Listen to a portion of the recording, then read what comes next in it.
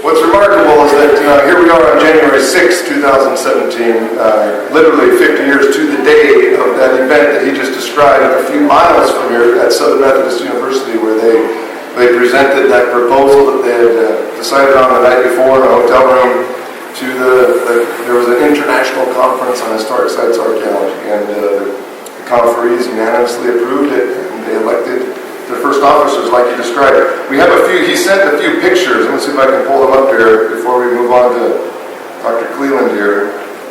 But let's see. He has 3 pictures of that meeting. Can you folks help us start those? Sure. It's starting to get noisy. Thank you. I'm your attendant, by the way. Thank you. So this is just one meeting, or one image of the meeting. He knew a few people in this one, but I don't remember what he said. This one here, on the far left, that's John Carter, just after he was elected the first president of the society, addressing the conference. It was a pretty well-attended conference.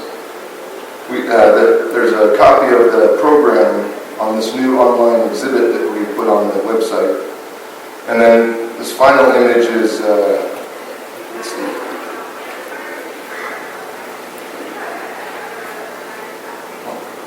Two of the same ones. There's one here. This is J.C. Harrington, Peking Harrington, as a panel, like we have today during the conference. And he was, like he said, like Ed said, he was one of the original board of directors. And there may be some other people there that you recognize, those of you who have been around long enough. So, with no further ado, the other thing I want to tell you is that the audio, we have an audio recording of that first meeting. It's been archived. There's actually, I think, 3 reel-to-reel tapes that they made of that first meeting. One of them has been digitized, and we're going to be putting it up on the internet as well for those of you that want to hear some of their exhilarating deliberations at that time. Anyhow, I hope you enjoyed that. We're going to turn the time over to Chuck Cleland now for his remarks.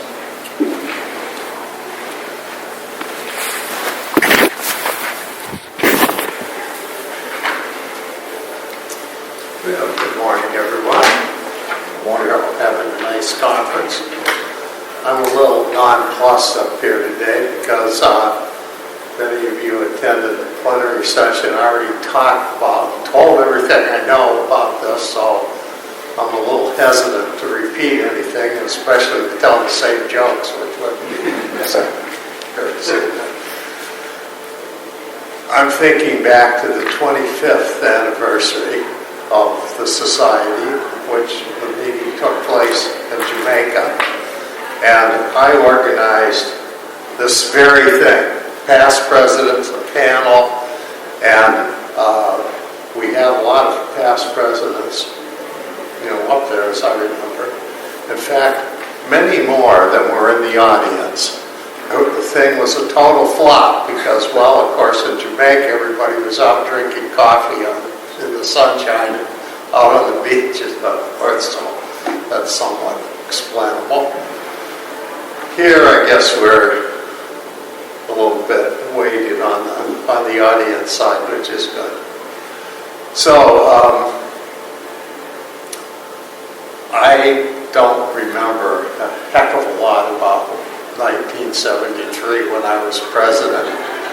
And so, as far as oral history of that stint, I have very little to add.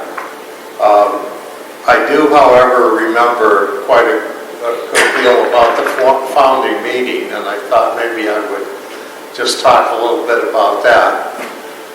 Might be stuff that Ed just told you, but I couldn't hear that very well, so I'll tell you what my point of view of that meeting was and what I saw happening there. In the time before the meeting, in that previous fall, there was, I guess a year before that meeting, there was a meeting of the Central States Archaeological or Anthropological Association in St. Louis. And prior to that time, I had become, through no fault of my own, the supervisor of excavations at Michilimackinac, French period and British period site in northern Michigan. I was trained as a prehistorian. I didn't know anything, I mean anything, about historic archaeology. I didn't know one artifact from another. I didn't know anything about the history or the archives, anything. So one thing I did know about, I shouldn't be excavating that site or tossing anybody around that was excavating. So I had to find somebody that had some expertise, and I asked around. I advertised, I believe, and I found this young man who had excavated, I think, Fort Atchison in Kansas, and his name was Lyle Stone, and he was looking to get a PhD in historic archaeology, so he came up to Michigan State as my student, and also as my teacher, by the way, because he was telling me, what I should be doing and what I needed to look for and what a strategy was for digging such a site and so forth. Maybe overdoing this a bit. I didn't know something about it by then. But Lyle went to the meeting in St. Louis, and he came back from it. I wasn't there, and he said, I ran into Ed Jokes down there, and Ed said that he was going to be calling a meeting in Dallas to organize his historical society. And we talked it over, and I said, well, Lyle, that's something we should support, because obviously there's a big need for it. And so I went down to the meeting, and that was my first real encounter with historic archaeology.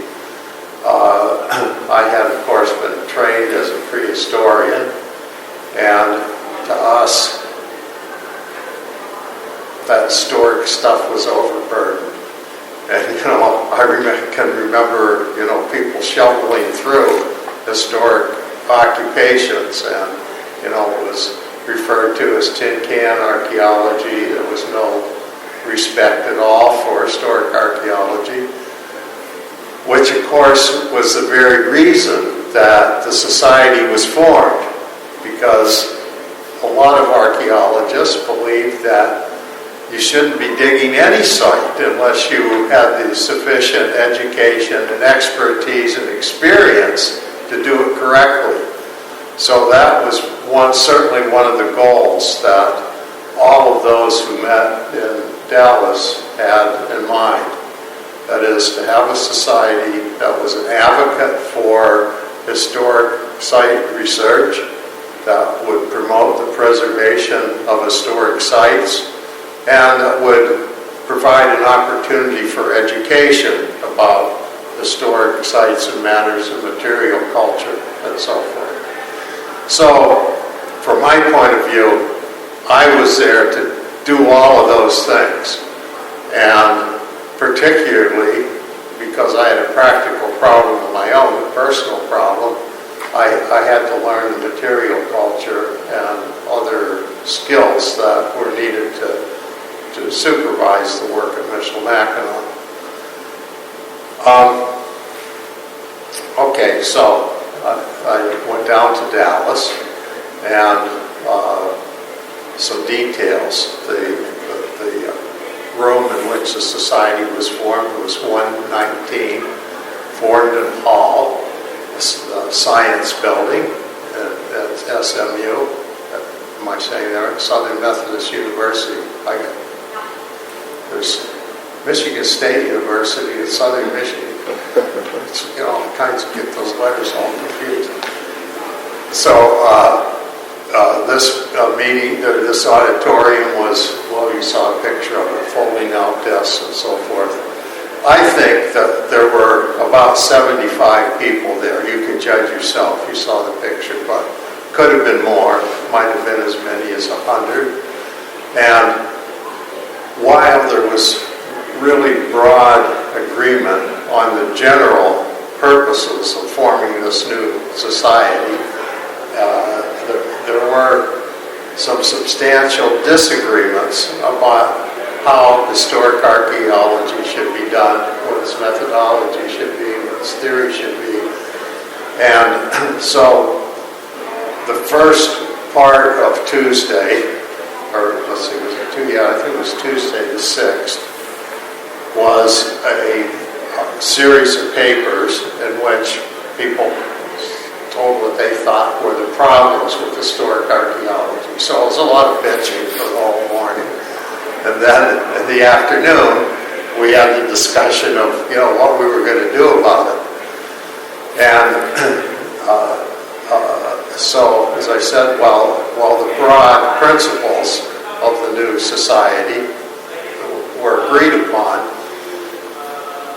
there were two different camps there, which I hadn't realized before.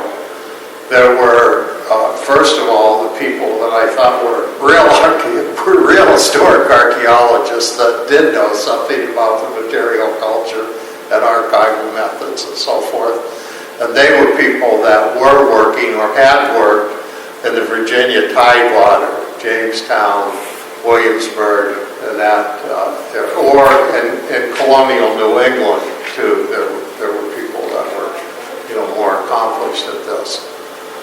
That was one group, and then the other group were mostly in a bigger group. I would say 2/3 of the people were people who were trained as anthropologists and prehistorians, such as myself. That in history was the age of the new archaeology, which was pretty much invented at Michigan while I was a student there, and I was pretty enamored of the new archaeology, whatever that was.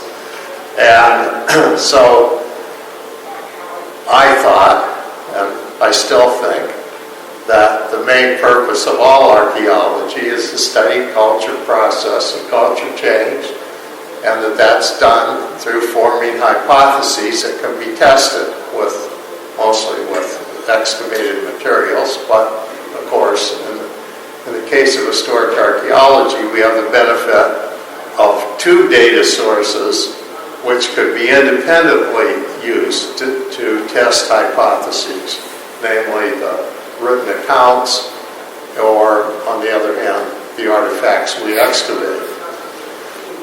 So there was that, and then the other archaeologists mostly have been trained as historians. They, as I said, they already knew about the material culture pretty well, and they were people who, and I'm not mentioning names here, but you can all figure it out, who believed that historic archaeology was, quote, the handmaiden of history. And by that they meant that archaeology and the stuff that we find in the ground could be used to confirm what was already known or suggested in historic documents. So all of this stuff was out there in the atmosphere, and then it came time to form a society. And as I said the other night, like in many cases where these rather deep theoretical disagreements, getting them settled comes down to some very mundane thing. And in this case, it was, well, what are we going to call this new society? And the people from the East wanted to call it the Society for Historic Site Archaeology. Well, those of us that were digging contact period Indian sites, the pioneer homesteads in the West, and ranches and farms and so forth, that weren't mentioned in the historic documents, or if they were mentioned, not very much was told about them. We wanted to have the society named the Society for Historical Archaeology. So it was Historic Site Archaeology or Historical Archaeology. Seems very trivial. Maybe it is, but it was an argument. And it was an argument that went on for quite a long time. People were saying stuff like, well, not everything's mentioned in the historic documents. And other people were saying, well, all the organic stuff is gone. Those kind of things were going back and forth, and finally what prevailed were just pure numbers. There were many more of us that were really prehistorians and trained in that direction, and so we just outvoted them, and we became the Society for Historical Archaeology. And as I have said, if in my own subjective view, the purpose here is to study culture process through the formation of testable hypotheses, then the history of SHA is really how we found to do that, through our collective efforts. And, my sense of where we are now is that we have come an awful long way. Okay, that being said, here's what I remember about my presidency in '73.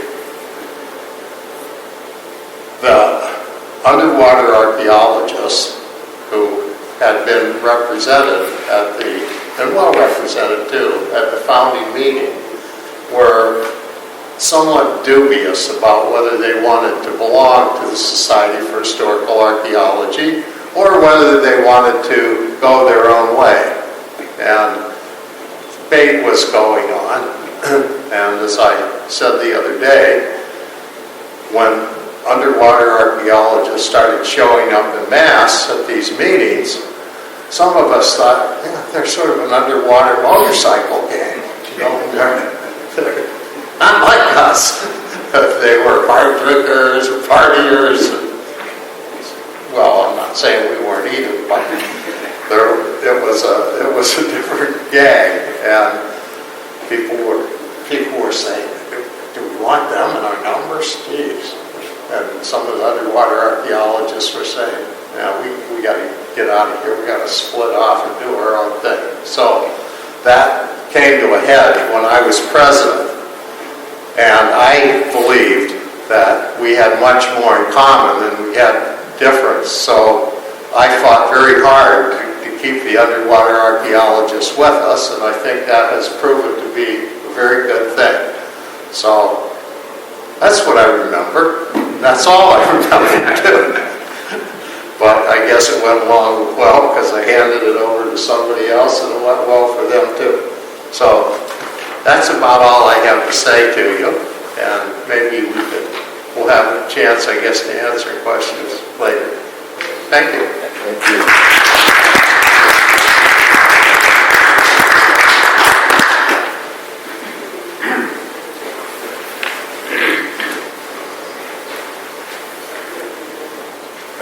They were a motorcycle gang, by the way. They still are. In 1992, at the annual meeting in Kingston, Jamaica, the Society for Historical Archaeology celebrated its 25th anniversary with a special retrospective session organized by Chuck Cleland, Ed Jelks, and Bob Schuyler, involving 6 other presenters: John Collar, Stanley South, Kathy Deegan, Bill Adams, Julia Costello, and George Bass.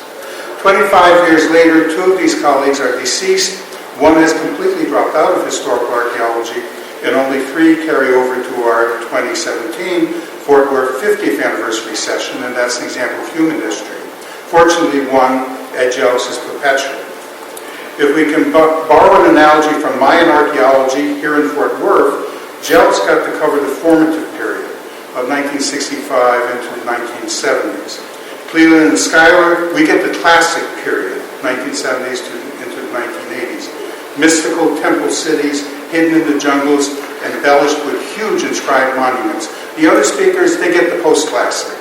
Smaller militaristic enclaves trying to knife each other and putting up very few monuments, by the way, if you know Mayan archaeology. The formative period will and always will be the most important. Ed Jelks, John Collar, J.C. Harrington, and other members of the so-called Committee of 15 with important input from the plus or minus 100 attendees in Dallas, and I was not there, by the way. Successfully across 1967 and 1968, established the Society for Historical Archaeology, and most of what you see here 50 years later. They not only create a separate autonomous association against some internal and external opposition, by the way, like with the SHA, but with minor confusion defined its subject matter and its purpose.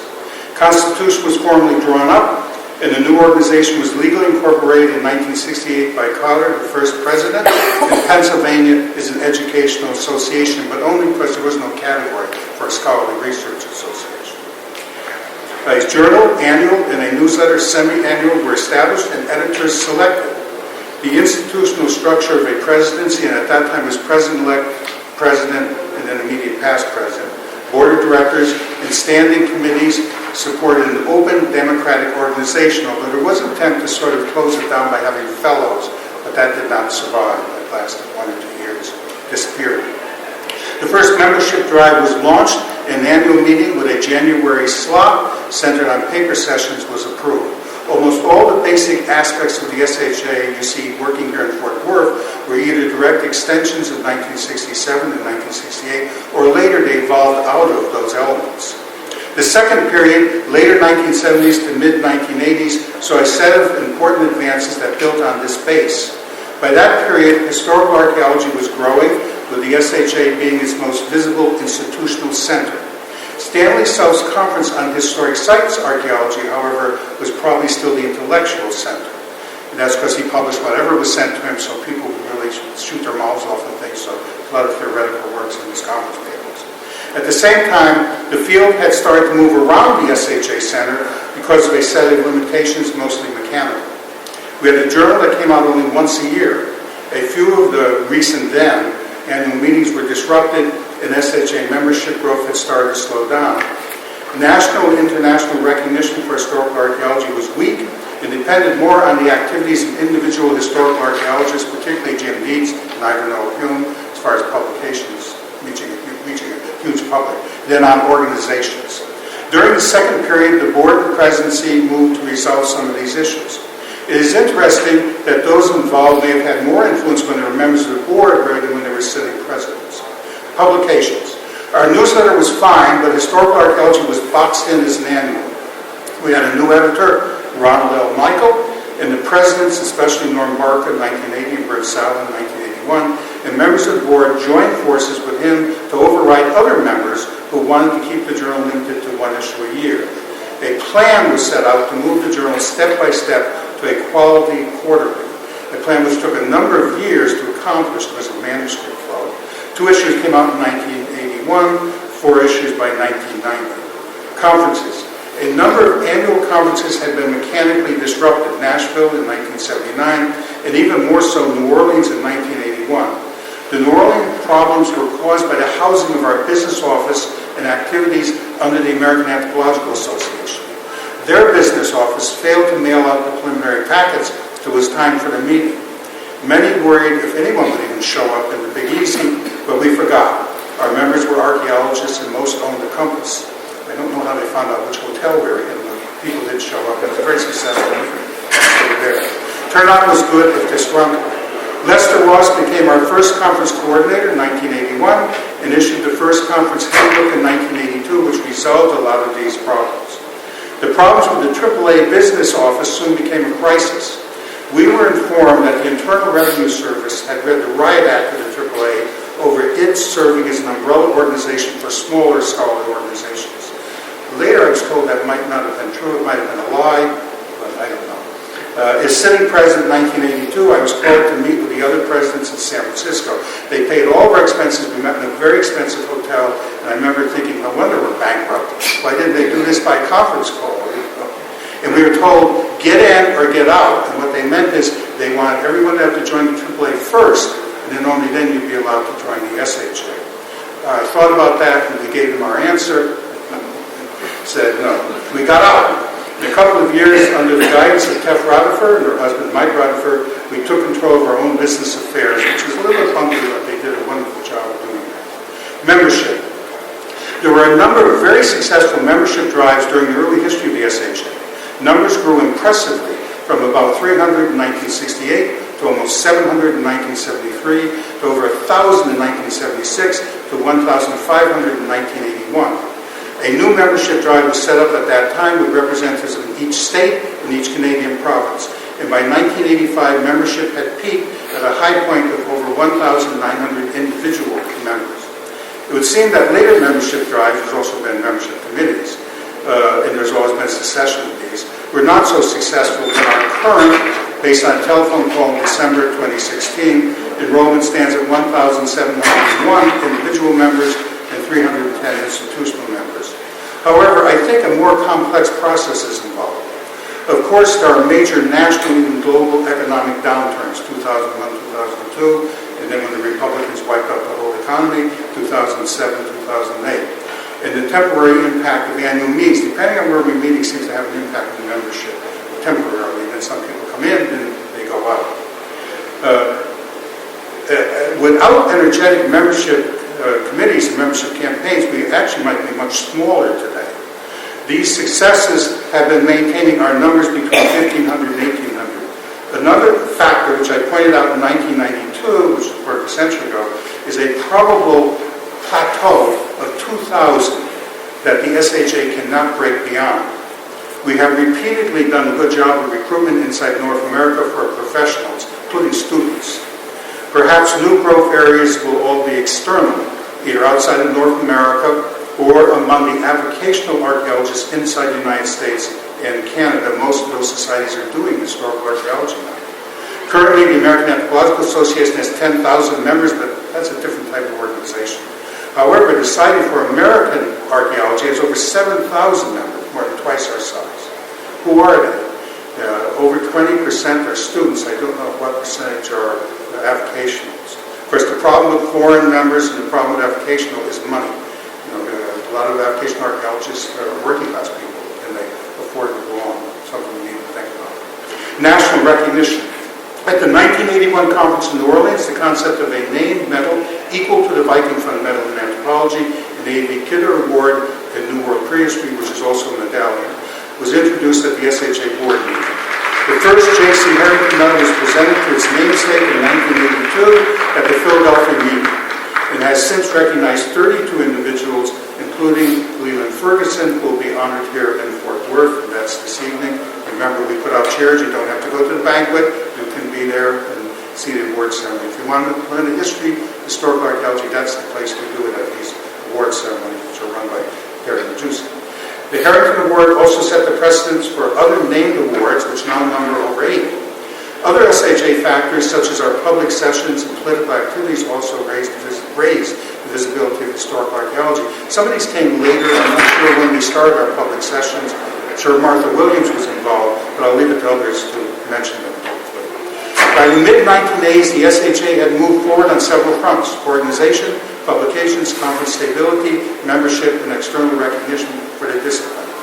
I now want to shift my comments. Once you read the internal structure of an organization, which in the SHA is the board, including the editors and secretary treasurer on the board, presidency, and a few key committees, you are cut off from the intimate details of organizational history.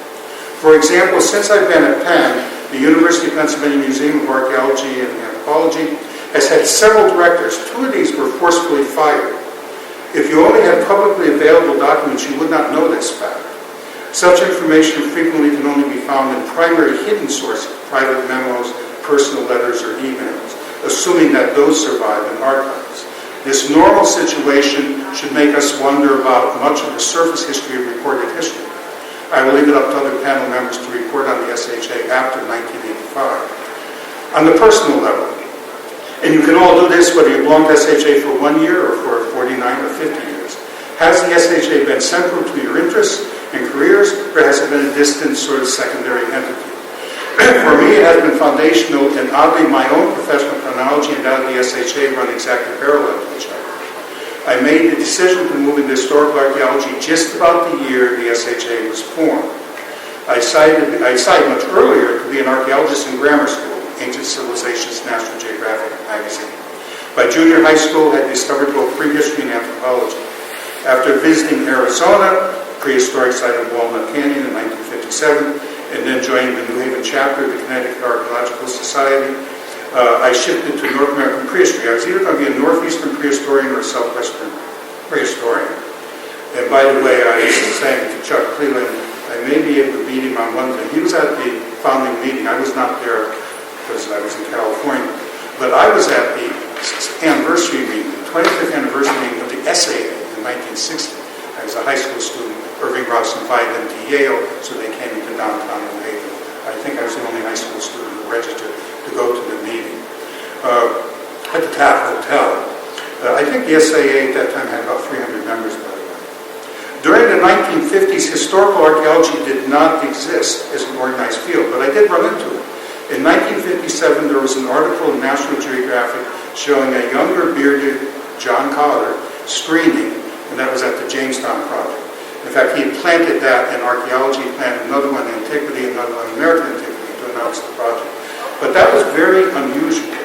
I had a second encounter, again, as an undergraduate anthropology major at the University of Arizona in Tucson in the early 1960s. I encountered Art Woodward when he taught one of the very first classes in historical archaeology in 1963. I didn't take it, I sat in on it. I didn't enroll. It was very antiquarian, which we heard earlier. It centered on really European trade goods made to trade to Native Americans. And so I was enamored also as an undergraduate with the new archaeology. I just arrived with William Longacre coming out of Chicago from Michigan at the University of Arizona. I wasn't interested in antiquarianism. I was also dumping southwestern prehistory and going back to comparative ancient civilizations, Mesoamerica and Indus Valley, which was very clever since both of them at that time were pre-literate. Couldn't read Mayan inscriptions and had never been able to read Indus Valley inscriptions. At Harvard in 1965, I concentrated on Mayan studies, but I met a visiting faculty member, Associate Professor Jim Dietz, and I followed him back to UCSB in 1966 till 1969. I was there as a PhD student. In 1966, fall semester, I saw a flyer in our department announcing a planned organizational meeting and paper conference to be held in Dallas. As a graduate student, I was a peon, and so could not afford to go to Texas in January.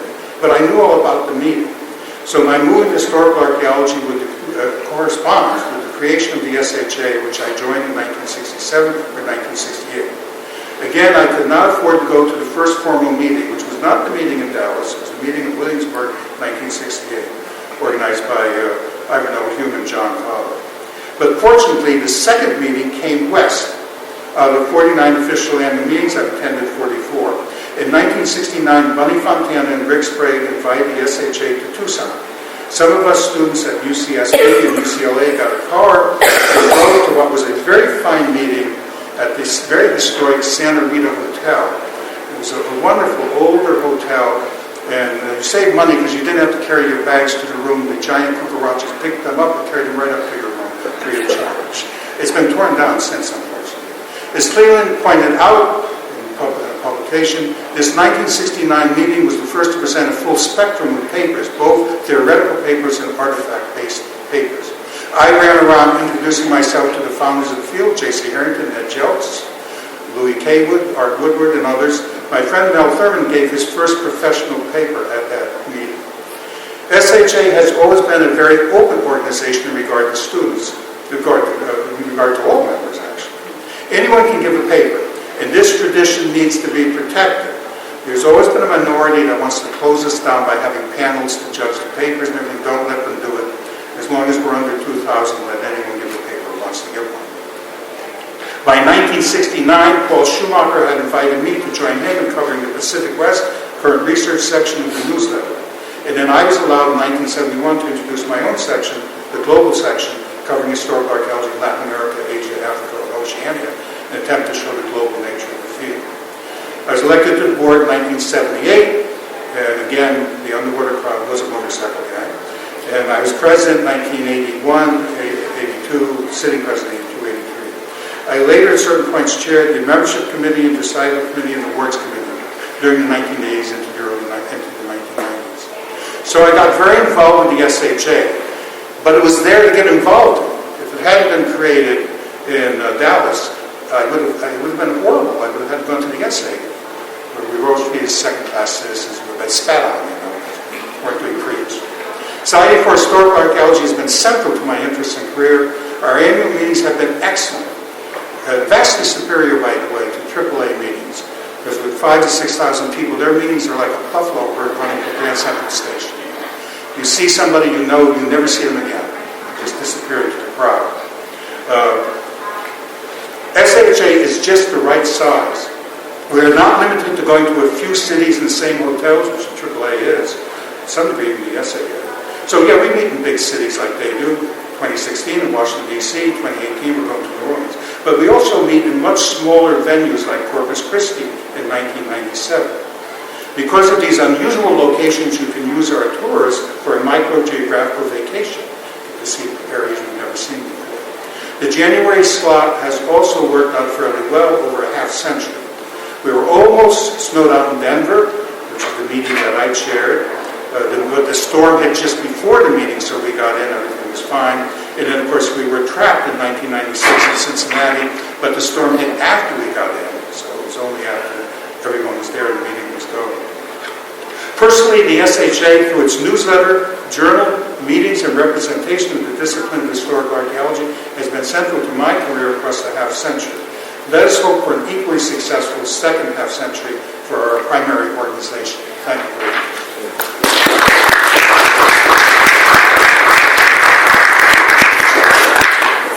I'm going to break the mold because I misunderstood when I was told I was on a panel and that we were going to make informal comments and not lecture to you. So I'm just going to chat with you, if that's okay, and give you some of my feelings and thoughts about my experience being the president in 1989. But I have to back up because I was first on the board of directors. Following the 1985 Boston meetings, they decided looked like I would be a hard worker on committees, so I ran for the board and served on the board. And I had what was really a bath of fire in understanding what is so important about the Society for Historical Archaeology to all of us, which is to help us to establish and maintain ourselves as professional archaeologists. And the issues that came before the board and then led into my presidency were very much around situations having to do with professional ethics. Because what has happened in the 70s with the passage of the Moss Bennett Bill in 74, is that right? I'll try to avoid these, I think. But the professionalization of archaeology as a whole, with the establishment of the 106 review process and so on, had led to a new kind of archaeologist, professional archaeologists working in the private sector, which some people have referred to as commercial archaeology, but we got confronted with genuine commercial something or other, I won't call it archaeology, by the time that I was president. And I guess we ended up with another of our perennial issues with the ACUA, wanting to break away, and some of our members wanted it to break away too. But what really was at the heart of this was not a basic disagreement about what archaeology was, but the fact that we had not developed an ethical statement that would prohibit people who do commercial archaeology, in other words, dig things up and sell them, the actual artifacts, be it underwater, on land, to present papers at our conferences. So we had many, many highly fraught episodes over developing an ethical statement, and now that whenever you register for a conference, you are signing on to that ethical statement, as you do with your membership. But it was hotly debated and painful to the extreme to have this come forward at a time when we were also trying to get involved beyond the society in terms of professional engagement through working closely with our representatives and senators and so on for legislation that would protect shipwrecks, abandoned shipwrecks. So not only did I have a mini episode of having come before the board, the people who were the treasure hunters, who wanted to say why they thought they should be able to give papers. But by the time we passed the ethical statement, we would have thought that was over and done with. But no, they would still come and want to spend time trying to lobby to be able to give papers at the conference about their salvaged goods. And we have become intransigent, but usefully so, in preventing that sort of thing from infiltrating our society.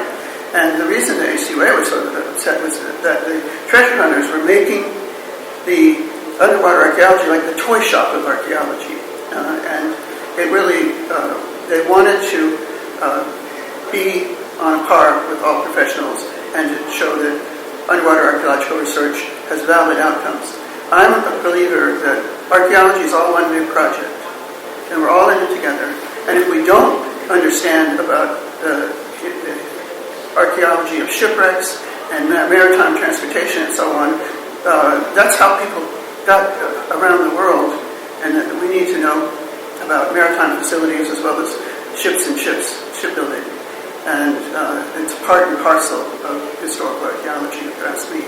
And so I have, well, maybe I like biker games, but I actually don't, but I feel it. So it's a very good thing that the institution, the organization has maintained this affiliation, but it's obviously comes around again and again because I've talked to the past president, recent past president, who told me that they still have these issues cropping up.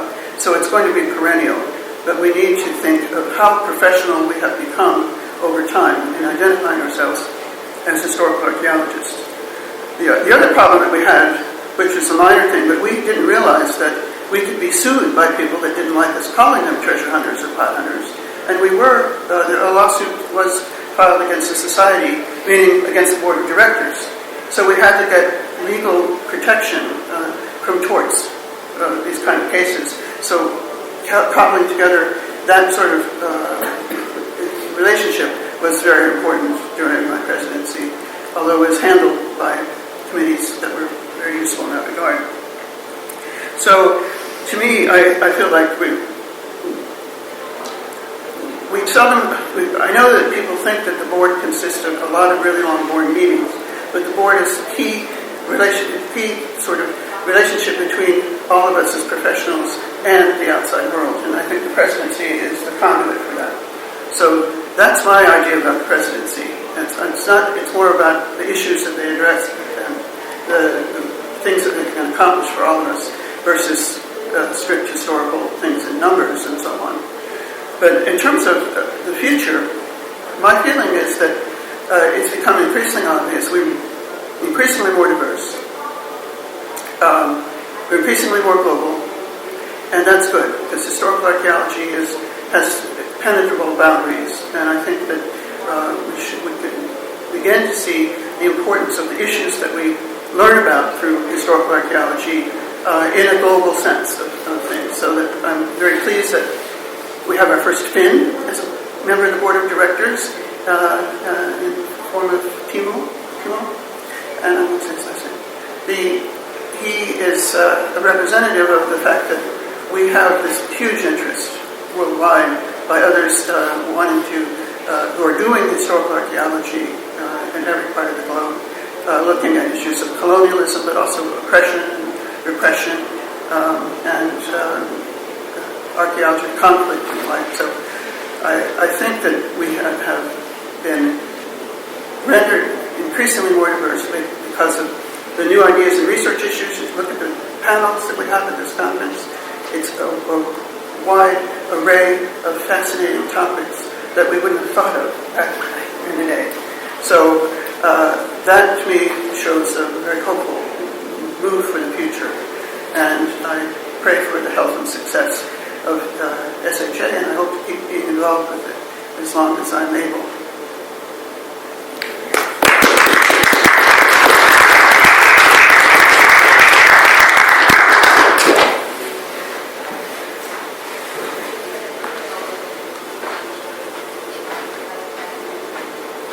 Well, thank you for inviting me.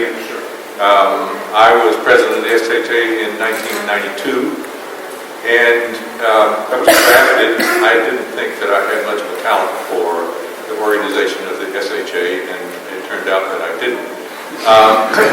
And I'm very, very thankful for folks like Bob Schuyler and Chuck and Mary, who dealt with issues before I became president that I didn't have to deal with when I was president. And then it turned out that there were some touchy issues just after I was president. And so I sort of held the position for a year, and then was happy to move it on to someone else, and very pleased that they were willing to do it and that they did a good job.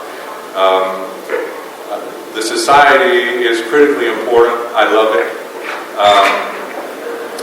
I have been a member since the early 1970s, and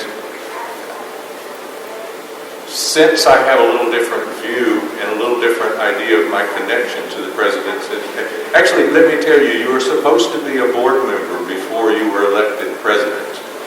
And I was drafted as president and said, okay, well, I'll do my duty and I will run for president. And then once I was president-elect, and they began to have discussions, and they talked about the new nominating committee, they mentioned that it needed to be someone who had been on the board in the past. And I sat there thinking, I've never been on the board in the past. and so finally Mike Rover mentioned to me one time, he says, Leland, you were on the board in the past one time, weren't you? And I said, no, I never was. So really I was an illegitimate president of the SHA. But what I want to do, rather than talk about that time, I want to go back to the formative time and talk about it. I think the formative time is really important, but when I say that, I will agree with Bob that it was very important, but I think always the most important time for historical archaeology and the most important time for SHA is right now, whenever that is. And especially at this point. And so, given that, I still want to go back to the formative period and talk to you just a little bit about that, because I think it has to do with now. I studied, first generation to go to college. I studied engineering. I was in graduate school in engineering before I finally had the guts to say, I want to be an archaeologist, and that's what I'm going to do. And so I went to Chapel Hill, and I talked fortunately to Geoffrey Coe, and he grew up in the county next to where I did, and found arrowheads in similar kinds of places where I found them. And so he said, yeah, you're kind of like me, I think, and so I'll support you for coming into archaeology. And I came into archaeology there. And I came in at an interesting time because Stanley South and Louis Binford had just recently been students at the University of North Carolina. And I started in 1966 in the graduate program there. 1 year, so I'm 1 year older than the society within archaeology.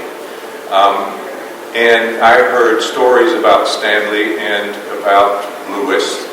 And Geoffrey lamented, he said, Stanley was really a very good archaeologist, but he's left archaeology to go dig around old house foundations.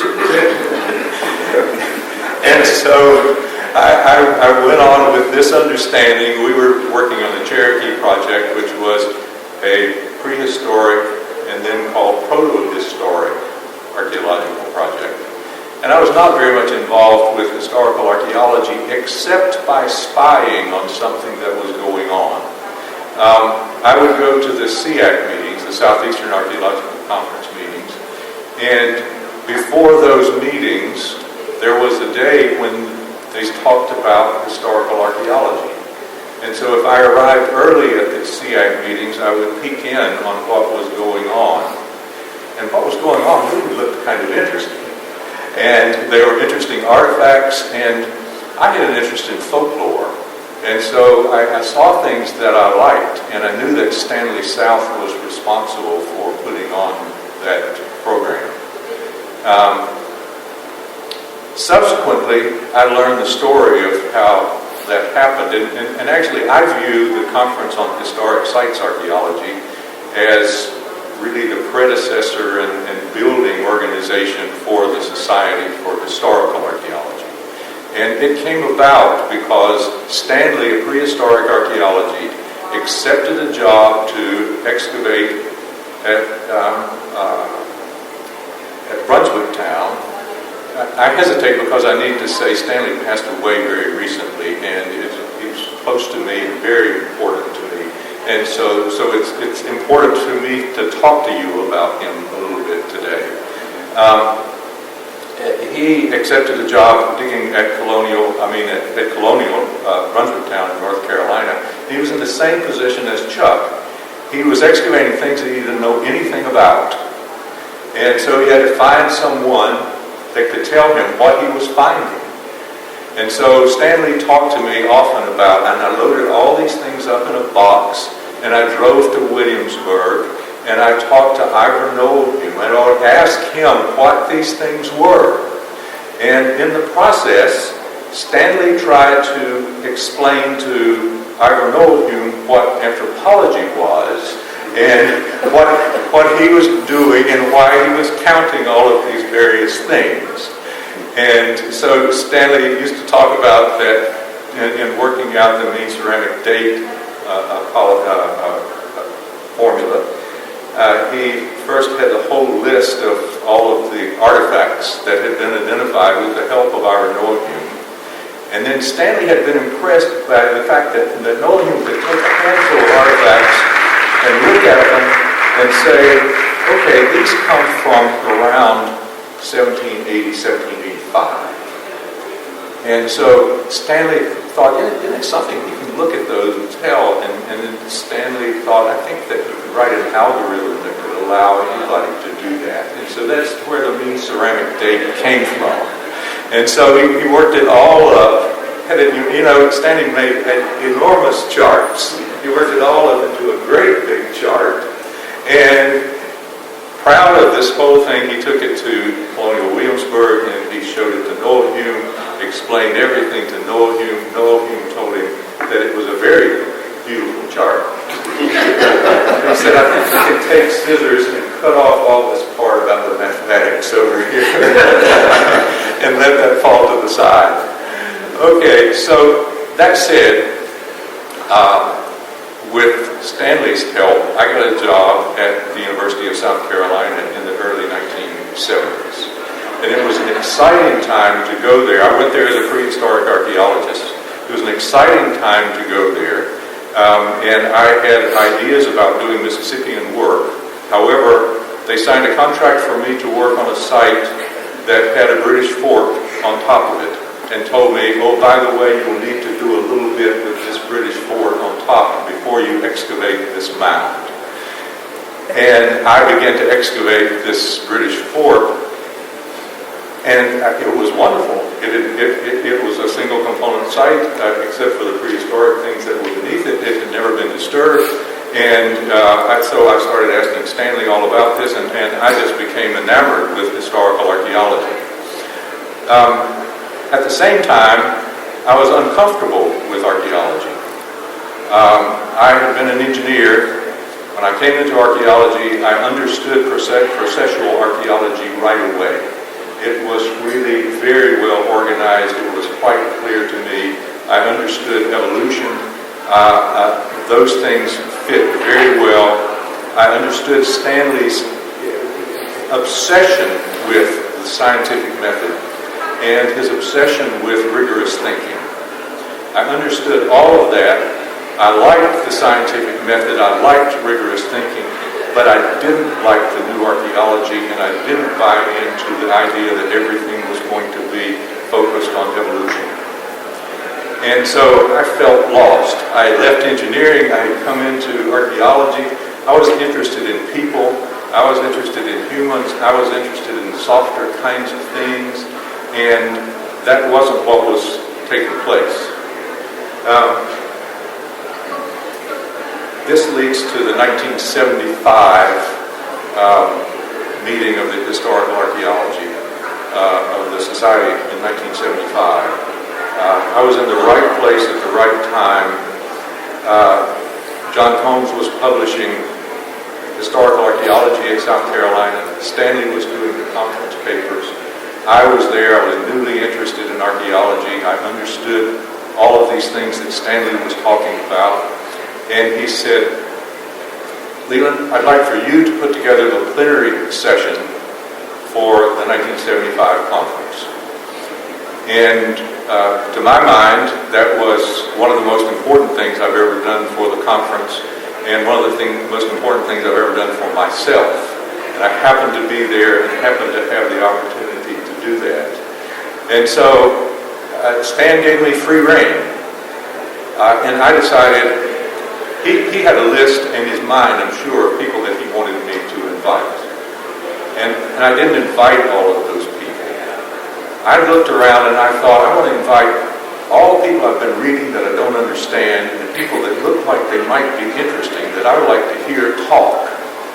And there was this guy doing this work with Mormon fences, and I thought, I'd like to hear him, I'd like to hear what he has to say. Bob Asher had done work with a slave cabin in Georgia and had done this unusual thing by bringing up comments from James Agee and connecting it to the things that were being found and trying to think about the people that lived in the buildings, in the building there. And I had read his Tin Can Archaeology and thought, wow, this is way out. And then James Dietz I knew about. I read his Historical Archaeology, and I thought, this is really interesting. This is getting at social structure. This is getting at things that I think are exciting. And then Louis Benford was the processualist that I invited. And I also invited David Clark from across the ocean, who wasn't able to come. But all of that group kind of came together, and then I thought, I want someone who isn't an archaeologist to come. I'd like to have, and I've talked to John Demos, who is a social historian, and he was not able to come, and then James Dietz turned me on to Henry Glassy.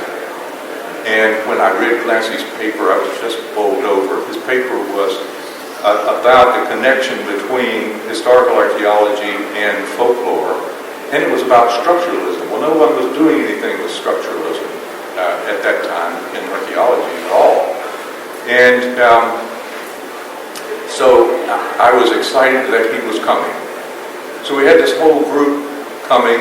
I was a new PhD student, a new PhD. I say student, I was a new PhD. I was trying to find my way. I was trying to find a place. And the conference came. I was intimidated by it all, but the speakers were wonderful. And I learned so much from them. And one speaker in particular impressed me with one short thing he said. Henry Glassy began talking about us as humanists and us as scientists. And at the end of one of his paragraphs, and by the way, there's been a fight between humanists and scientists in historical archaeology. There's been a fight between whether we were going to go in the direction of humanism or we're going to go in the direction of rigid science. And Henry made the comment, he said, the reason for our science is to make us good humanists. And the reason for our humanism is to make us good scientists. And the reason for our study is to make us good people. And I read that, I heard that, and I thought, wow, this is really something. This eliminates all this problem between the folks that are more historically oriented and the folks that are more scientifically oriented, and says we need them all.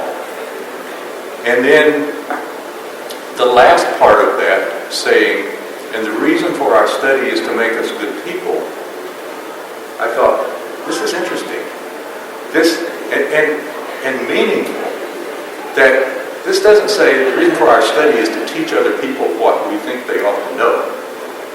It doesn't say that the reason for this study is to do something else to or for other people.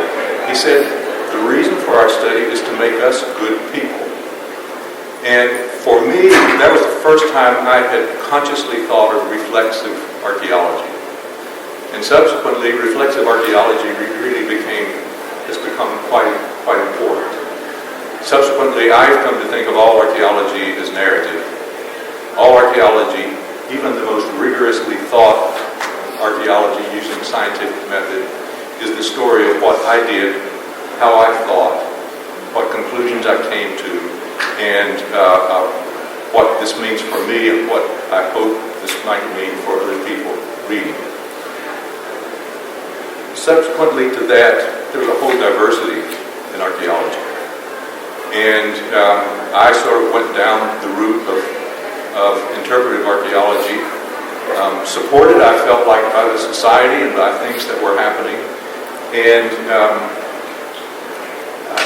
was very, and using the scientific method, and trying to always prove myself wrong in whatever I was doing, and encouraging my students to think the same way. So I think that where we are now, with the young people that are here now, they're doing a whole variety of things. They're doing important things. They're doing things, I think, that they have the permission now to do things that they're excited about, that are personal to them, and so forth. And so I'm glad of that. I think the most important time for the Society for Historical Archaeology is right now. Thank you.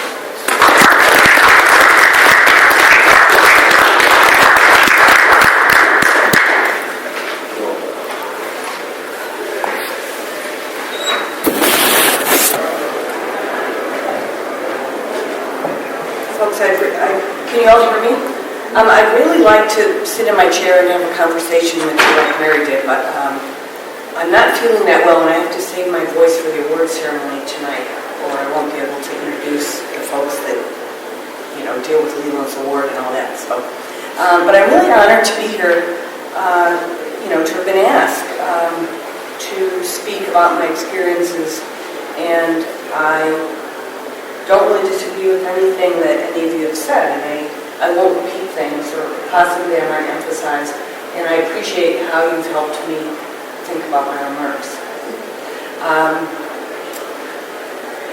As many of my generation, and certainly the founding generation of SHA, I wasn't formally trained as a historical archaeologist. It just wasn't there, especially at the University of Missouri. If I had told people that, well, I originally went to graduate school to be a Mesoamerican archaeologist, and I would have been one if the Troubles hadn't started in Guatemala in the late 70s. And that was the first experience that I had about thinking that you could actually be killed doing archaeology. And it didn't seem worthwhile when the people that were my friends in those villages were getting killed, not over archaeology, but over making hats in a co-op, because that was communistic. So, it was a time when the world was really changing in terms of where we were, how we were, sort of innocent bystanders and players in these things, and it was a really growing up time for me. So historical archaeology kind of came to me as an opportunity after I had to abandon my dissertation research in the 70s, but I had always done ceramics, and I had always done historical and archival research and on colonial topics, and that was a lot of my mercenary stuff that I did. And don't laugh, because you've all done mercenary things. You've done so. I did the typical things graduate students do, like clean houses and so on, and be a TA. But I also did things. I could speak and read Old Spanish and French, and I hired myself out to do research, and it was a great opportunity for me to learn things. I was also analyzing ceramics before I really formally worked in CRM. So those were all good things for me, because I was reading, that was my commitment to go and do this. But one thing at Missouri I was very lucky was that Bob Bray was there, and he was this quiet, wonderful man who knew documents and worked on historical period sites and taught a field school. But he wasn't really on the faculty, didn't really teach historical archaeology in the same way that we think about it. But he was there to encourage you if you were interested in that topic. And then after I left Mesoamerican topics, I studied with W. Raymond Wood, who many of you know. He worked on the plains. But he also worked on Native American historical period sites, like Fort Berthold and many of the important sites, the 19th century sites on the Missouri Trench. He taught us, beat into our heads about many important things, such as documentary research, historical criticism, working with old collections, and that really shaped, and also he instilled in me thought that there was no question about the fact that you did service for your professional organizations. So I really had a good bunch that I worked with there. I would say that I came in after the heyday of the new archaeology, but it was still taught, obviously, in my graduate training, but I was enthralled by the softer kinds of things that Leland refers to. And I was lucky to go to a university. So I went to University of Illinois, which was great as an undergraduate, really rigorous training. And then Missouri was a small enough department that it wasn't like the other big departments of the time where you had to follow your major professor's viewpoints. That's how you were, it was almost like indoctrinated in your brain. And so, but I always felt that I could make my own choices, and I think because as an undergraduate I minored in classics, so I loved all those stories, I loved mythology, I loved the people part of it, so I was lucky, and so I say, well, historical archaeology was a home for me. So anyway, when I got involved in the early 80s in SHA, and largely it was because I was working on a project of ceramics, historical ceramics from Northeast Missouri, and George Miller, I had approached him, and he was as gruff then as he is now. But he was really grouchy with me, but then we became really good friends. And actually I introduced him to his wife, so I always tease him about that he actually had this soft side to him. But he said that you have to go to SHA meetings. It's just that's where you need to be. You need to talk to people. And once I moved then to Arizona in 1990, Jim Ayers took an interest in me. And for those of you who know Jim Ayers, he was a grouchy fellow too, but he was the most loyal friend. He knew more about material culture of the West and colonialism. And he was a really good friend to me. And he helped me become accepted by the society, so more on that later.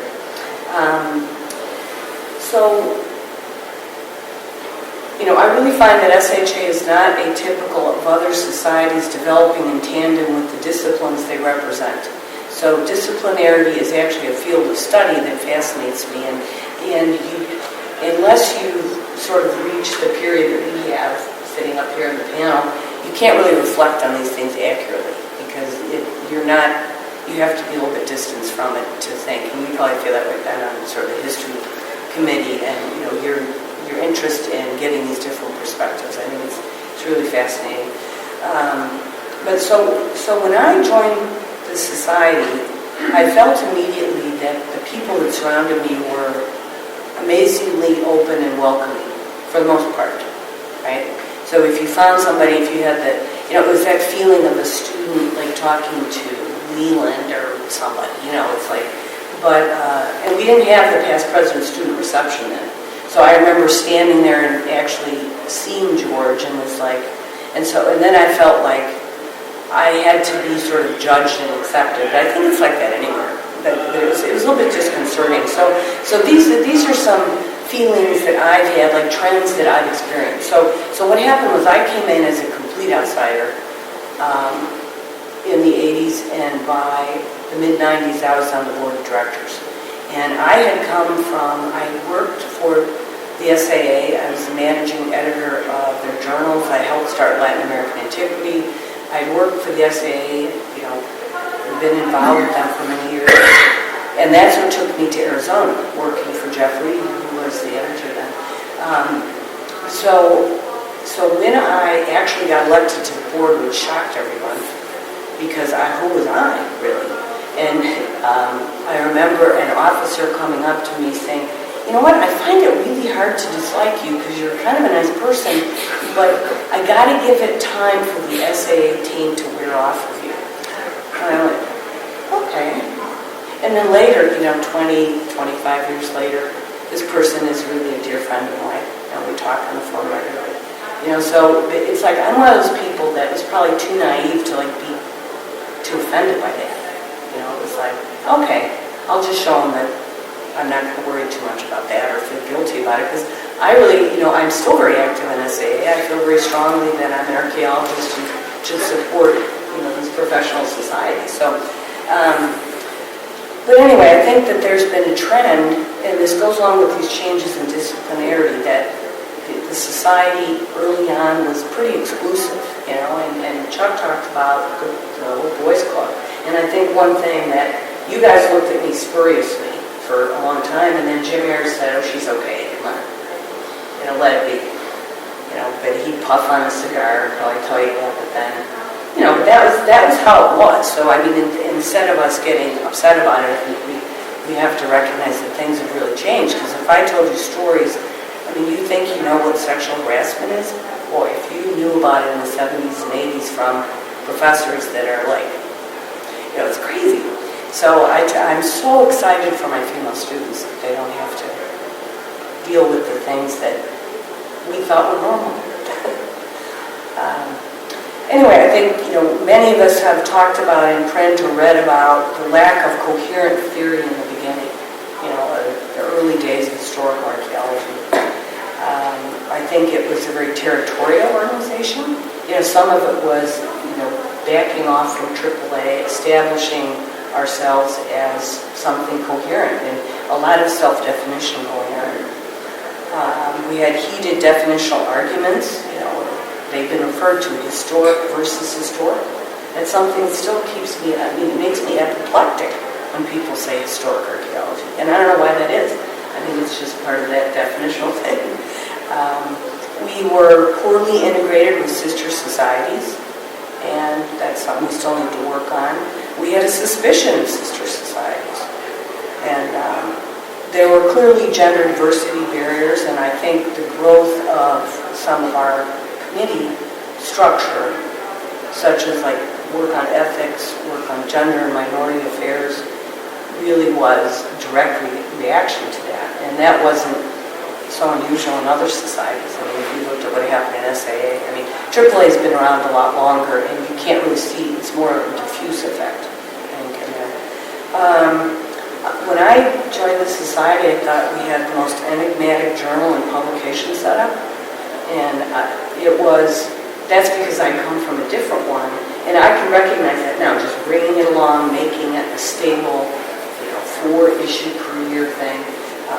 And for a long time, we didn't, I'll say a little bit more about that later, but I can understand why it was the way it was, but it was odd.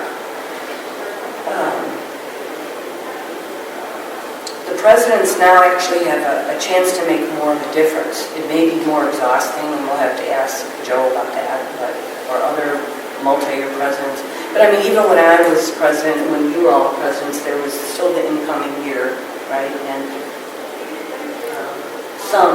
you had duties as a past president that were more than just going to the luncheon.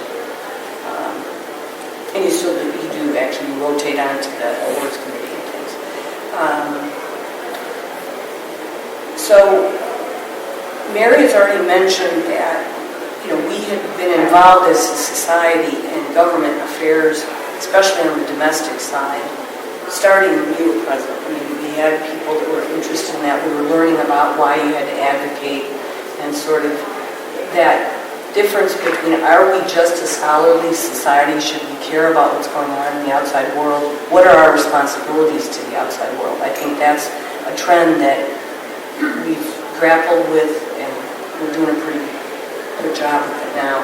But when I was president in 1999, the SHA was really starting to take off and get involved with World Heritage through its involvement, the UNESCO subcommittee. And I thought that was really forward-thinking. And one of the big pushes of my presidency was to continue to internationalize. And part of it was to bring in more members but I also really thought it would enrich us in the way we thought. And I mean, you look at Paul Mullins and how, I mean, Paul, your life has changed because of your relationship with your Finnish colleagues, right? And so is theirs, in a good way, I'd say most of the time. But that wasn't happening. I mean, you might write to somebody like Ivor Mulligan and say, can you identify this? Or I would write to Jeffrey Godden, who I was fortunate to know, and he would identify something. But that wasn't the same as having an intellectual collaboration with our international colleagues. Another thing that happened was that we were really pushing initiatives for students. And, you know, I was still not that far away from being a student, and I hated the way I got treated. You know, I really wanted to, for the most part, I was ignored by the senior people that were in the discipline, and I was the future of it, you know, like the rest of my colleagues were, my peers in graduate school. And so, so I just thought what we did was great. I mean, and last night was a culmination of it. I mean, you walked into that bar for the past president's student reception. It was packed. The students were fascinating, diverse, intelligent, and loving it. You know, so we should really pat ourselves on the back for that. We've done a good job. Lots of other initiatives for students as well. By and large, I've seen that the board and officers of the society have been cautious and have managed the society conservatively. And that's not a bad thing. But it can be a bad thing only in the sense that it's a real responsibility as a board member and as president to, when you encourage your group to take a risk. And we have to grapple with that. We can't always sit back. And you know, we might disagree about if the society should grow. I mean, it's lovely to have it not grow because you know everybody. I mean, so the executive director of SAA is here, and she said, "Wow, this is really a small meeting," and we all go, "That's cool because we know almost everybody." You know, I don't know as many as I used to know, but you know what I mean. It's a very different scalar feeling. But what is our responsibility, and is it our responsibility to keep historical archaeology down just because it's comfortable for us? I mean, that's rhetorical. So, early on, there was almost no turnover in some officer positions. So for years, the secretary-treasurer was one position. And so during this time, when I was president, there were rumblings of, you know, we need to examine the structure of the society. So that was one of the things that kind of fell on my lap. And you don't get to pick everything that happens when you're president. So we did a lot of looking at internally about how we wanted to be structured, to be the most effective, and what's the word I want? Replicative. How we would continue to, you know, we had to have some depth in our knowledge. We had to have more processes that were sort of taken out of. It couldn't just be your personal knowledge in your head that ran a society. You know, and that was hard because many of these people were really good friends. And the society couldn't have grown without the volunteer efforts of many people. And I'll get back to that really briefly in a minute. So it was a bumpy road to a stable and productive relationship with the management team. And I was involved with writing the request for proposals for a number of those, interviewing them. I was very disappointed when our management effort didn't really work out after we left our previous arrangement that we had had for so many years. And that was because these firms out there that manage societies like ours,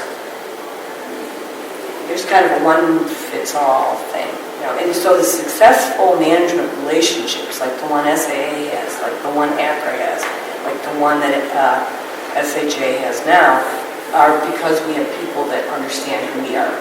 And they're not trying to make us into who is easier for them to have us be.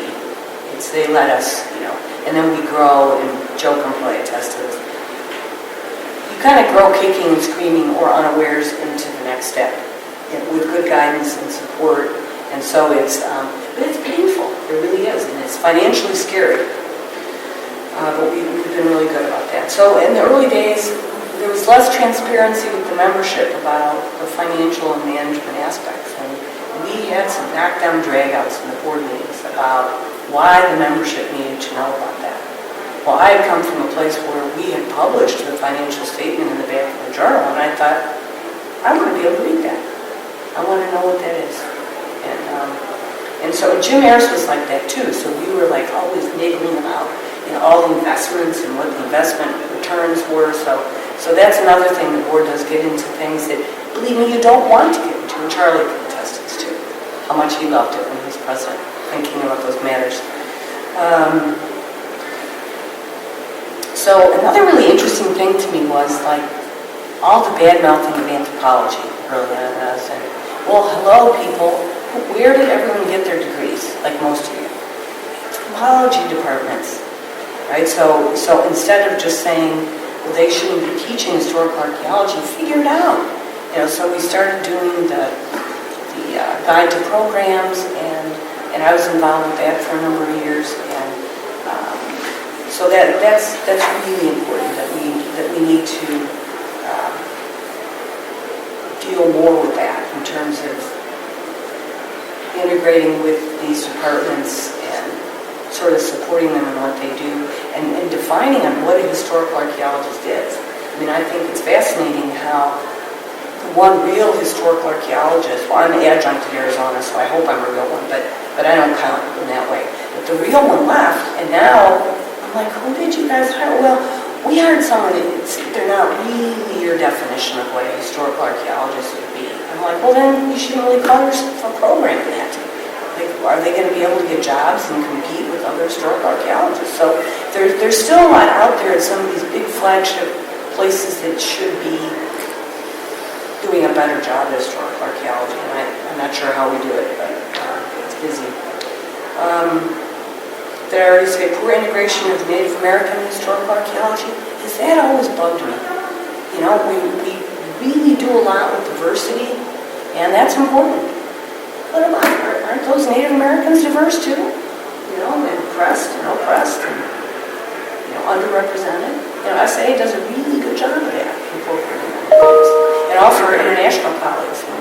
We're getting better at that with incorporating that.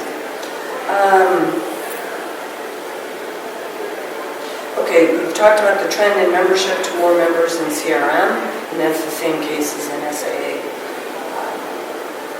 So how am I doing on time now? Okay, a couple more minutes? Yeah. Okay, I'll finish up. So current strengths and weaknesses really fast. Our move to a publications partnership with Springer was a huge deal. And I think we actually were doing it at a time when SAA was considering it, when AAA was considering it, and I think it's going to be great for us. It really is going to bring our, help get the word out about our journal, maybe increase people submitting to the journal, and I think it'll be a good thing. And that was a lot of forethought and consideration by the board.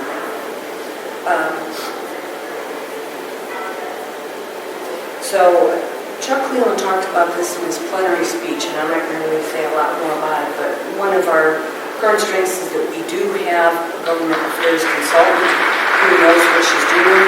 She's the same one that works for ACA. Now is the time when things are going to change whether or not we like it, and we have big decisions to make, big decisions about where to place our money, because even those of you who are not in CRM, don't kid yourselves that if this administration gets its way with anti-regulatory stuff, what's going to happen with things that are near and dear to all of our hearts, like research dollars, the ability to think critically, to have, to do science. It's going to be very frightening.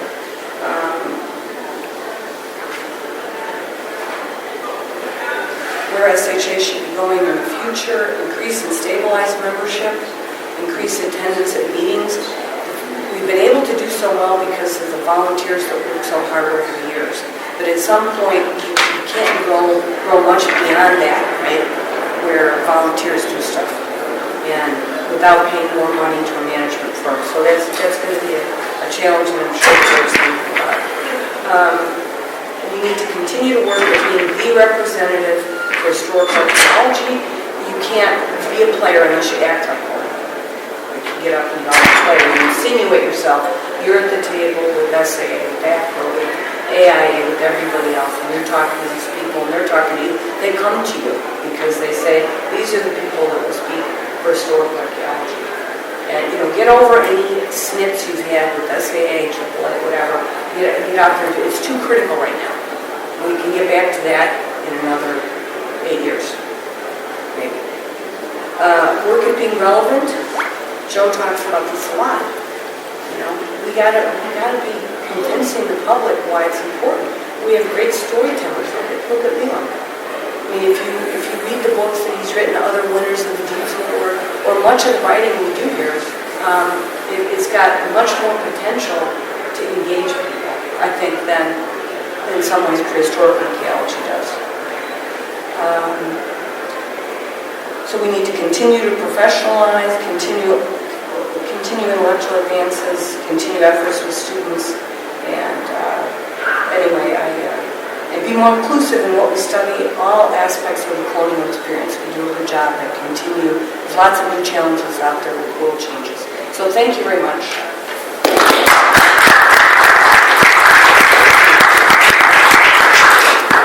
All right, so let me sort of try and wrap up and pull together this morning's presentations and all. So starting with Leland talking about Stanley and the Conference on Historic Sites Archaeology being the sort of the model for what the SHA would become. And Stanley, when he left Chapel Hill and he took a job with the North Carolina Historic Sites, their state park, to work at Brunswick Town. And I don't know, Geoffrey Coe did tell him that he was giving up his career in archaeology. And then he tried to make a presentation he was doing at Brunswick Town at the 1958 SEAC, and Coe wrote him back. Coe was the chair of the session. He said, no, we don't want talks on historic sites. We just want talks on Indian archaeology. So at that point in time, there really wasn't a place to give presentations. Stanley came up with the workaround that the Conference on Historic Sites would simply have the historical archaeologists come and meet the day before SEAC. And so it would be held in conjunction with SEAC, the same hotel, not officially recognized. They would just find a room that they could all sit in and talk and give presentations. And that went on for a number of years until James Griffin arrived at SEAC in Macon. He hadn't made reservations on the hotel in advance, and he got there to find out that all the rooms were sold out because there were all these historic site people here. And so Griffin said, no, we're divorcing Stanley South and his folks. And at that point in time, Stanley went out and formed the Conference on Historic Sites Archaeology. So I think it's important to recognize, as we look back on our history, that there was a significant need to form our own society to represent our ideas and beliefs and concerns, and that while we share ideas and beliefs with other societies, there are still things that are fundamental to our success. My own background in archaeology, historical archaeology, my father was an engineer, but he was also an avocational archaeologist. So I went out to excavations. He brought me out to work on sites, probably from the time I was 10 or 12 on, attended meetings of the Archaeological Society of South Carolina. I heard Lou Binford talk on the Nunamite at an early stage in time. I actually went to the Conference on Historic Sites Archaeology in Winston-Salem in 1974, so I got exposed to historical archaeologists working in a conference setting, and I thought they looked like a lot of fun. It was definitely something that intrigued me. My father had done excavations with Richard Bolhemus at Fort Moore, frontier fort on the Georgia-South Carolina border.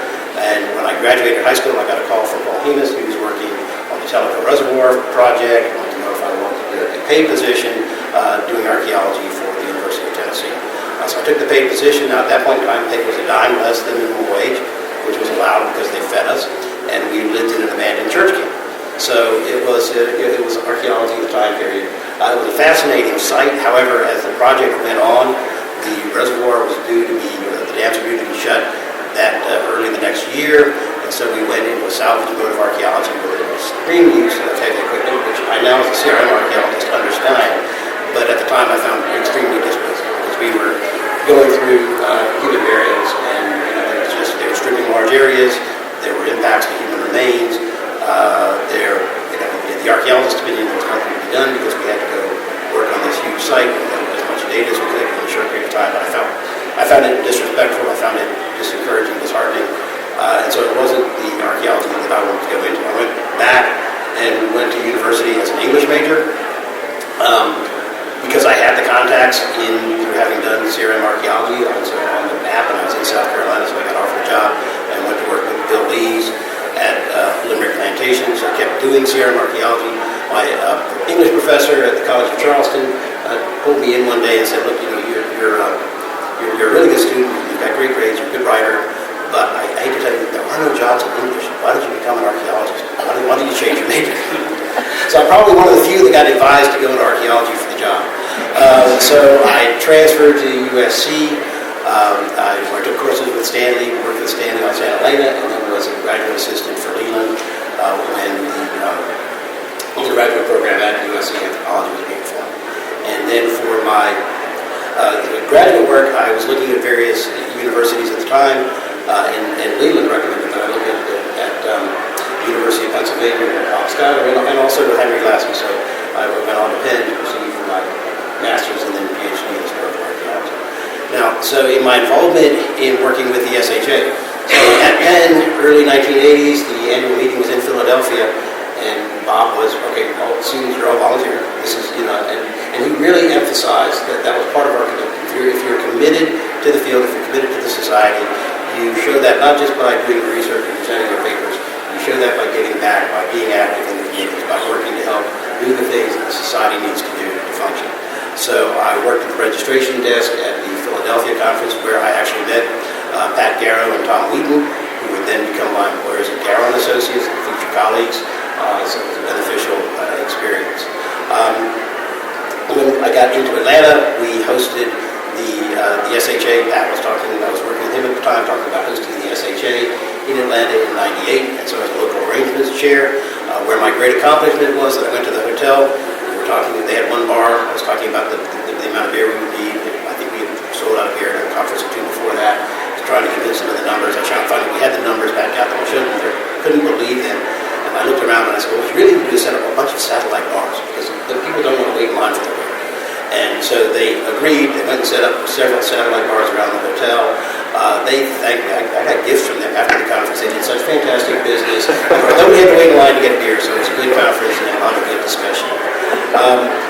My next position with the SHA also came via Bob. He called me up one day and he asked me, he said, would you be interested in serving on the nominations and elections committee? And I thought, okay, well, that's fine. I guess I can do that. I assumed that he was calling me from some position of authority, but no, he's just being Bob. So when the ballots were mailed out, I see there is my name as the quote-unquote, in parentheses, write-in candidate for nominations and elections. And so that rarely happens. It is out there. It is an option for anybody that is interested in getting on the ballot. But I won and served on nominations and elections, which gave me the opportunity to, I think, experience the process of how the slate is pulled together, what it takes to sort of recognize and understand who should be on the slate. And then several years later, I was elected to the board. And so I'm now in my 12th year of what is like a long-term board service. So I served 3 years on the board. Rebecca Allen was the editor at that point in time. I was an associate editor. Rebecca decided she wanted to step down. Greg Wasserkoff was on the board. He was heading the search committee. And one day he called me up and said, we're having trouble finding anybody that will be the journal editor. You're on the board. You know what's going on. You know Rebecca's proposals. You know the journal. You're an associate editor. Why don't you become the next editor? And it wasn't something I had even thought about, but I agreed to do it. And then served as the editor for 6 years before transitioning on to this current stage as president-elect and the president. So I'll give you perspective on what I've seen over the recent past of the SHA board. I would like to be able to tell you that I can tell you what's going to happen during my term, and which would mean I'd have to tell you what's going to happen this coming year, which before the elections I probably could have done. But now I think I know I'm going to be very busy fighting a lot of insanity coming out of Washington. The big things that I've seen, the biggest change that I've seen coming out of the recent past of the SHA is the transition from the one-year presidential term to the two-year term. So I started off with Judy Benz, who was the last of our one-year presidents. Judy tried to get strategic planning through. I can remember my first board meeting. We stayed over on a Sunday. We scribbled a lot of notes on flip pads. I have no idea where they went. Needless to say, we did not get a strategic plan written in a 2-day meeting, over that time. But Doug Scott then is the first of our 2-year period presidents. That gives the president much more time to have the introduction to where the society is through their service in those 2 years as president-elect, and also to take what they see as the issues, the causes the society needs to be addressing, put in a plan and implement it in that 2-year period. So I think that's been a critical change that the society has made that has allowed us to function in a much more cohesive manner. The other thing that's been during this period has been a tremendous transition in our association leadership. Terry talked about this. I think it is the challenge of every society that we've all grown to the size where this can no longer be managed on a volunteer basis. There's simply too many of us, too much money to be moved around, too many different moving parts that you could have a single individual volunteer be responsible for being the director. The association that we originally had when I came on, we had a lot of issues with it. And it's not that their service, but that we kept seeing every year their cost was going exponentially up. And we kept trying to explain, well, wait a second, our revenues aren't going up. Our revenues are, frankly, throughout the whole time I've been on the board, they're fairly fixed. Bob says our membership is at a relative plateau. It varies a little bit here to there. Our revenues vary depending on where the conference is. So if we have a really strong conference, that's great. We get additional revenue. If we don't have a strong conference, frankly, we don't make money. We draw off of our reserves to pay off the debts from that year. So we're not in a situation where we can afford to be spending more and more money each year, which is what our previous association managers wanted to do. Fortunately, Karen Hutchinson, who was our executive director working for them, was receptive to our concerns. She was so receptive that they fired her and gave her a 2-year ban on working with us. And we paid them back by, as soon as Karen became available, bringing her back on working on her own with us as an executive director. But I do think that having an executive director who understands and values what the association is about, that is willing to promote those ideas, is a critical function. I'm very, very happy that we have Karen back on staff, and that has also allowed us to get those costs back under control and get us out of the situation where we're eating into our reserves trying to pay for our management fees. The other thing that we've done that's been a big initiative, we restructured the editorial program to take advantage of a variety of places where our publications were growing, and so we've broken what was the journal editor and newsletter editor into 4 positions, 2 of which are co-publications and journal under the research editors committee, and then the newsletter and website under communications, because that's been another thing we've been working with addressing, making sure that we have a current, complete website using social media, other forms of communication on a greater basis. I'm very proud to be recognizing tonight Annalise Corbin for the Blue Bay Award. I'm very proud of Annalise and the co-publications effort. We've established through Annalise had experience working with Lulu and print-on-demand press. And so we now have our print-on-demand press. That's allowed us to put together the Perspective series. If any of you are not familiar with it, go by the SHA table. If you look at everything that's there, it's produced from 2009 on. It's a tremendous volume of publications, but the perspectives are fantastic because these are topical readers that we see a tremendous amount of classroom use for, because now if you want to teach plantation archaeology, good. The SHA has a volume on plantation archaeology. It pulls articles from various journal issues with an introduction that combines all that material. And then we've also been active in ramping up our special publications program. For a long time, had language because the funds simply weren't there. The effort to pull together a publication, particularly in the past, was much more extensive, and then you had to go out and commit to printing and purchasing a substantial volume of books that you may or may not sell, or you certainly weren't going to sell and recoup your funds anytime immediately. So going to print-on-demand press has circumvented all of that. We have minimal cost up front getting one of our POD volumes up on the website, on the Lulu site. They're available in both print and download formats, but then that also means once they're up there, the individuals order them, they pay the shipping cost, and they decide whether they want, if they want a print volume or they get it as a PDF. It's a great way of communicating, and it has produced a whole new revenue stream for the SHA. The way the revenue stream is set up to work is that the funds that we generate off the POD, and we don't charge a significant markup on them, we put back into the editor's fund, and that refeeds us so that we can now go out, and we're talking at this conference about a new special publication so that we can go out and fund future initiatives. Obviously, as we look ahead, the topic for the future is going to be what do we do with the new administration. See, I don't know how I managed to do that. Yes, the lights have gone down because of the current administration. And we are going to be under significant threats on a multitude of fronts. We know that the funding arms for archaeology will be cut, that the Republicans Lamar Smith in particular sees little value and benefit in archaeology for receipt of federal funding. We know there will be attacks on the regulations. It is going to be challenging because the Republicans feel like they have this great mandate, but more importantly, they have control of the government, and so they're free to go do whatever they want and make whatever changes they think need to be made. Terry Klein described them like being from the earlier Pombo era on steroids. I personally think they're on steroids and acid at the same time, but we know that we're going to be seeing attacks coming out of a variety of committees. We're going to have to ramp up our efforts to monitor what is going on in the committee so we know what may be proposed that could have an impact on us so we can communicate to our members. And we actually have a discussion going on to be part of a coalition that will unite a number of different archaeological associations to pool our resources, personal and financial, to make the most concerted effort that we can to monitor and respond to the attacks. But the bottom line is always that the first response comes from all of you, and it comes from all of us. We're working on significant sites. I think historical archaeology has the benefit that we're working with sites that the public can connect to. If we're working on a rural farmstead and there's farmers nearby, they know about farming. They may know about some agricultural part materials that we want to get some assistance with analysis. There are things that we are doing that are relevant to them. We're bringing history back alive in places that have forgotten it. We are particularly working with the disenfranchised communities whose history was poorly recorded, if at all, and bringing the story of their experience in the Americas to light.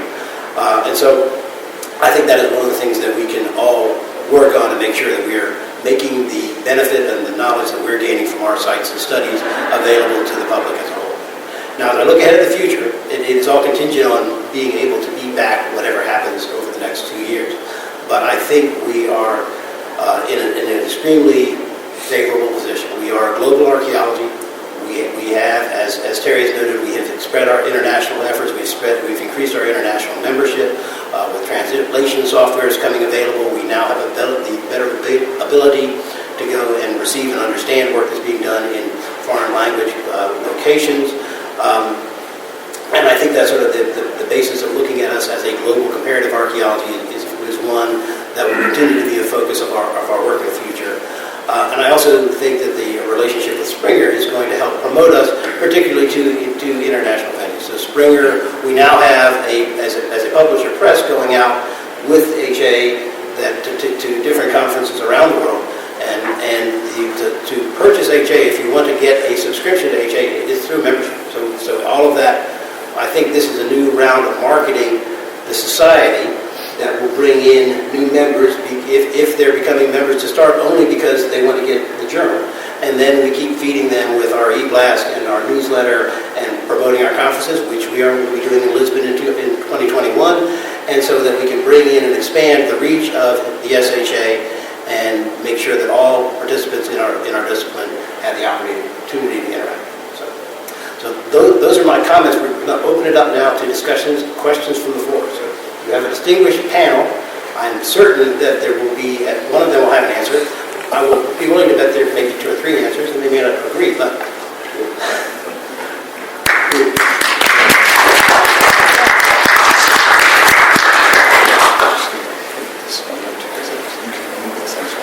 Okay.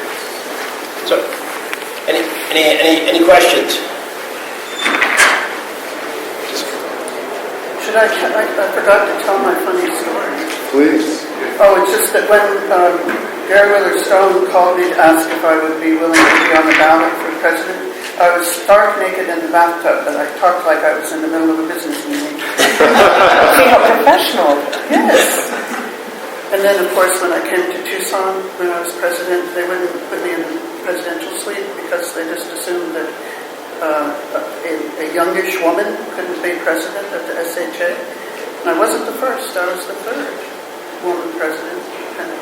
But so I had to go to a regular room, and later they moved me. So those gender inequities that I mentioned. Yeah. Another thing I want to say is that I think we need to do a better job of integrating what our historical archaeology colleagues in the West and the East do together, and also internationally. because it's interesting how, I was talking to Karen, our executive director, and she said, a meeting like Dallas is considered a Western meeting, so a lot of the Eastern folks don't come. And then the Western folks don't like to go east because that whole crossing the Mississippi thing, and we have people on 24-hour flights to come over here to see us internationally. So we need to get over this divide because we have a lot to learn from each other, and help each other out. And the students are doing that for us. If you look at the students that are receiving awards or that are showing up at meetings, it's pretty exciting. Well, I think that the regional conferences, we are still on the model, and I think we'll continue to be on the model, where we're dependent on having a conference host. Obviously, for Fort Worth, we wanted to have the meeting here, so we went out and found those. But otherwise, where the meeting locations occur depends on having a local committee that is willing to put on all of the effort that it takes to host the conference. And then, Della, as the conference committee chair, has the job of juggling locations, so we're not back-to-back in the same region. No, she does a great job at that, but it's like we need to keep that in our minds. Yeah.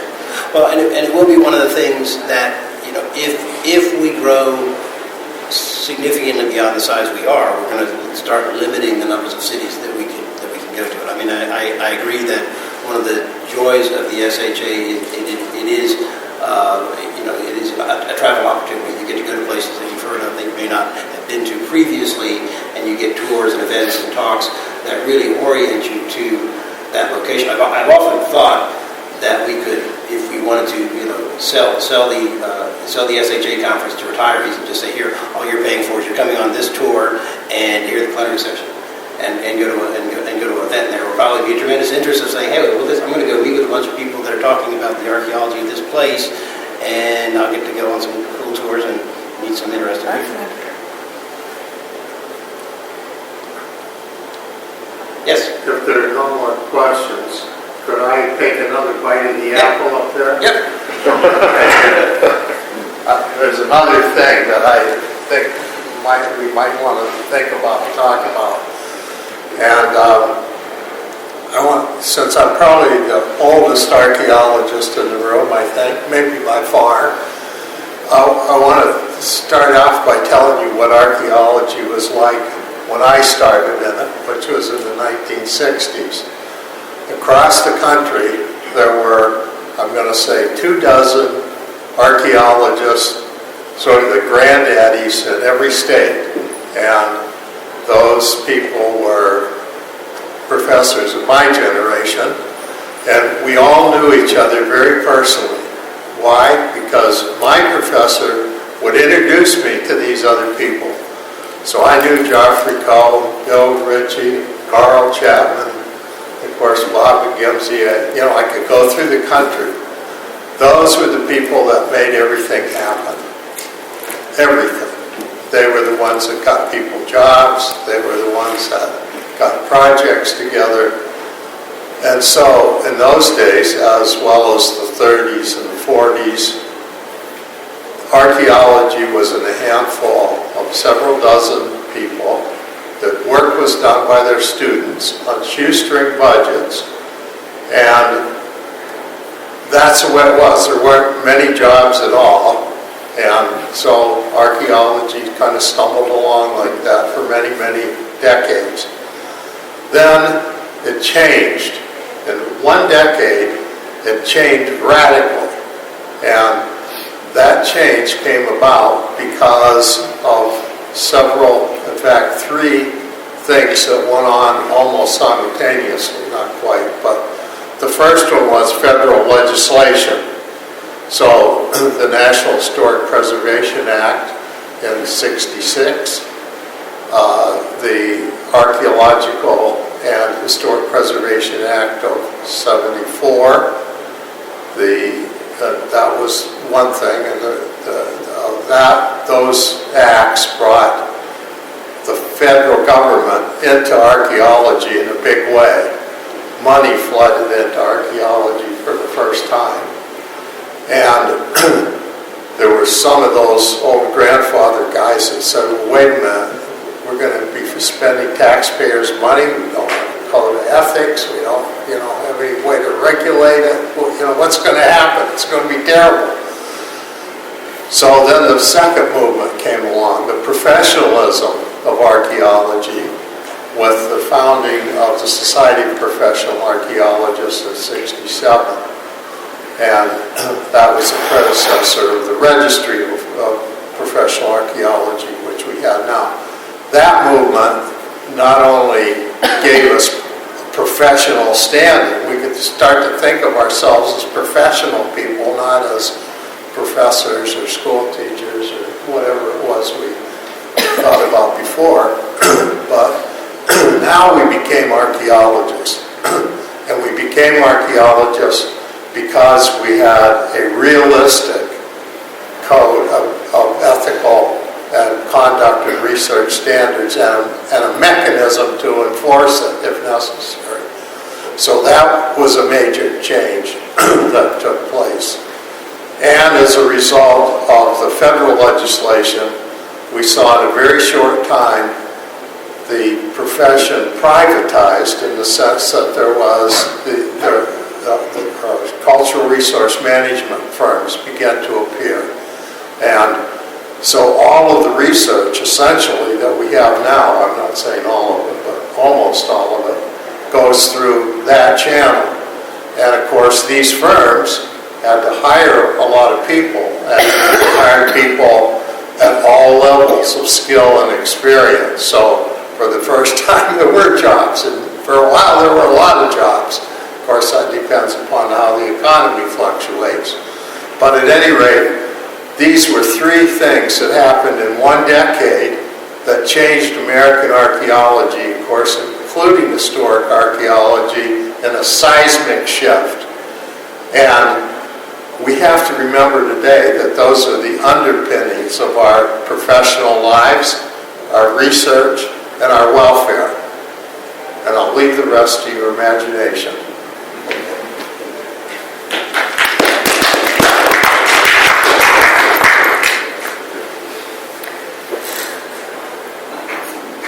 Yes. I agree with that. I'd add, however, there is something else, and that is there was a huge explosion in the number of academic departments starting in the 1960s. Like the first guide to AAA, it's about 1957, it's funny. But the first guide to anthropology departments is 1962, and it's like that thin. It's like 25, 30 departments. And then it went from that to between 300 and 400 departments. And so I shouldn't tell us the younger people, but once you didn't have to finish a PhD, it could be ABD, you could get 4 or 5 job offers. And that's took all the way from the 1970s, maybe about 1980, started slowing down. But that had a huge impact, because that's about the same time, we were very fortunate because we could have missed it, that historical archaeology started to emerge. So it opened up positions in that world. Whereas if it happened earlier, we would have been in big trouble. Or if it was later when it was closing down, we would have been in big trouble. So people like the younger, when there was younger generations, had several different jobs at Santa Barbara, visiting at Harvard, it was at Brown, it was at Berkeley, it was at Virginia. So people were moving around. It was the academic golden age, except nobody realized it until after it had passed. So that then combined slightly later with the CRN and all that, which created all sorts of jobs. And we should all know what was our biggest screw up.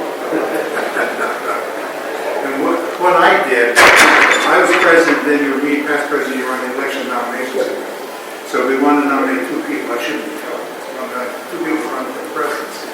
So we Roberta Greenwood, California, and Ed Deffelson. And they're both quite visible historical archaeologists. Ed was well historic cemeteries, gravestones and things. Roberta was a tremendous work on all sorts of different sites on the West Coast. And I shouldn't say this, but I was sort of hopeful she was going to win, because she would be our second female president, and also she'd be our first CRM president. I didn't stop to think she didn't have a PhD, and Deffelson did, and she was from the West Coast, and the membership was all on the East Coast. So he won, and that was fine, because he was an established historical archaeologist, except nobody told us that he knew how to swim. And then you know what hit the fan, because he got involved with the whole underwater issue. He was involved with people who were doing some things they shouldn't have been doing, Education, and I was a meeting past president, so I was on the phone with Chuck Cleland was involved. He resigned. He resigned as president, resigned as a member, actually, even though I tried to talk him out of it. But, and Roberta didn't win, because she would have been wonderful. She was very well organized. She runs all the president.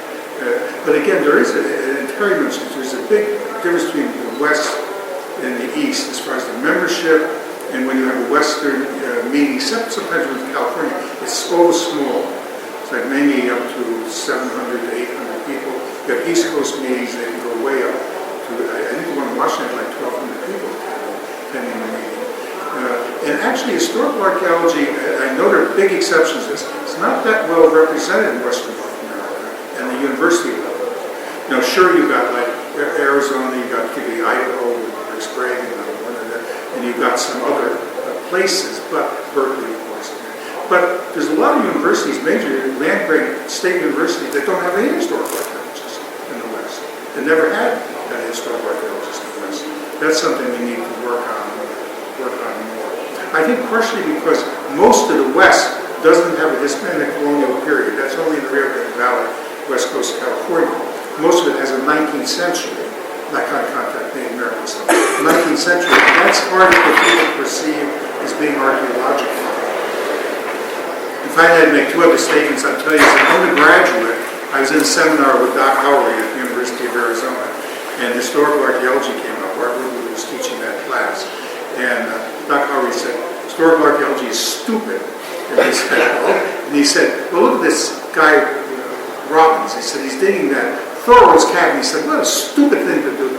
So we all said, the students and I, we said, well, what about Bunny Fontana? He did Johnny Ward's Ranch. And he said, that's stupid too. And he said, the only thing you should dig are contact Indian sites. Because when he did Ventana Cave, a very famous rock shelter, he was actually going to dig a contact at that time Papago site, but they wouldn't let him do it, so he did the rock shelter.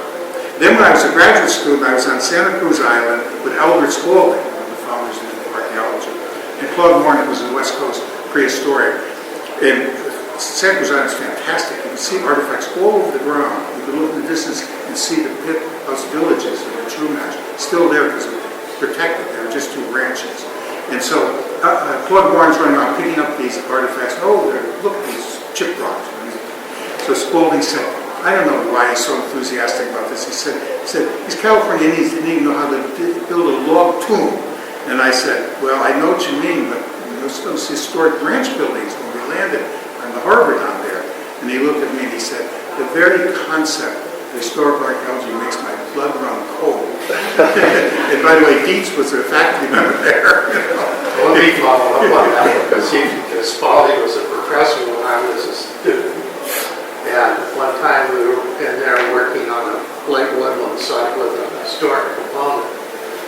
And somebody breezed by and said, throw that shit in the wastebasket. What? We're just trying to figure out what it is. It's a waste of time. Because actually he said, why dig if you've got written history? And so it was a very negative atmosphere back in even as late as the 1960s toward historical archaeology. Well, Bob, I would say that whole Howery attitude, that's kind of what I was talking about, where you had really strong figures that were against or for something, and you either got onto that bandwagon or jumped off of it. And I don't think Arizona's ever fully recovered. I mean, Bunny was there, but they were always marginalized by the main faculty. And the influence of Howery was phenomenally, I mean, and he's idolized. He's like a god. And I'm like, yeah, and he was a god. He was over 6 feet tall. So. No, but I mean, it's really unfortunate because Arizona, I mean, it's a flagship university of the state, and no one is training students very well, that want to do it, and they've been coming there, and now I hope they really don't go there. Yeah, no, they've always been involved with historical archaeology, but never made a commitment. Because you had like Jim Ayers there, you're associated with that. Right, and Jim Ayers teaches the Fontana, of course, was an ethnologist and an ethnohistorian, but he was involved. But they would not, I wrote many letters. And then Barney Cabana was there, and she did a good job, and she's winning an award for her field school that she did at Guavavi, but she went to Maryland, they snatched her up. They appreciate her. Yeah. I remember, I think it was the summer of 1961, my fellow graduate student, Louis Bedford, was working up at Fort Michilimackinac. All the rest of us, dozens and dozens, were working on prehistoric sites. So we were all wondering, what's he doing up there? And he came back in the fall, with a truck full of these strange artifacts. We were all, why is Lou doing this? I mean, it's crazy. And then he started showing us how he's figured out the diameter pipe stem regression system, and how you could come up with a date. Hey, maybe there's something here after all. So this is like... That was the other argument. Historical archaeology was stupid, but it could be used to test ideas they wanted to use in prehistory. So it was a testing lab. Yeah. So that was a function of it. They've come a long ways. There you go. Although I wish somebody would explain the last national election to me. I would like to add two things to this, as they're talking, and I'm thinking about my favorite things. Barbara Kingsolver is a favorite novelist of mine, and she has a novel entitled Lacuna, and in there she has this wonderful statement that the most important part of any story is the part you don't know. And that really struck me as relevant to all kinds of things, to personal lives as well as to history and to particularly to the things that archaeologists can deal with and find out about. We can find parts of stories that people don't know and that we don't know. And that's a big part of selling the field, is that's what we have access to, is the part of stories that's not known, and usually it's important because it's been intentionally hidden. And so I'll say that, and then I'll say something that my colleague Bo Hartley said at Old Salem when we were working there, and I can't remember how this came up, but he said, archaeologists, historians, anthropologists, geographers, whatever it is that we are. And I thought at that time, that's it. We are at different times all of those things. The most important thing, to my mind, are the problems that we're working on. And like detectives, if we're good, we use any resources we can to deal with those problems. And so, to my mind, there is no separation between data. It's all data. It's just that I'm a little better working outdoors and finding things than I am working in the archives or working with maps. But maps, archival data, things in the ground, things people say, the oral history, it's all just data. And the society can help us focus by emphasizing we're dealing with topical problems, we're dealing with important issues, and we work across the board with all kinds of people on solving these, on understanding these. Well, you might get some argument. I'm sure I would get some argument with that. I mean, data's data, yeah, but data's of different kinds and it has different characteristics, and it can be used in different ways. I thought, the other night after you spoke, I thought, I agree with almost everything Chuck said.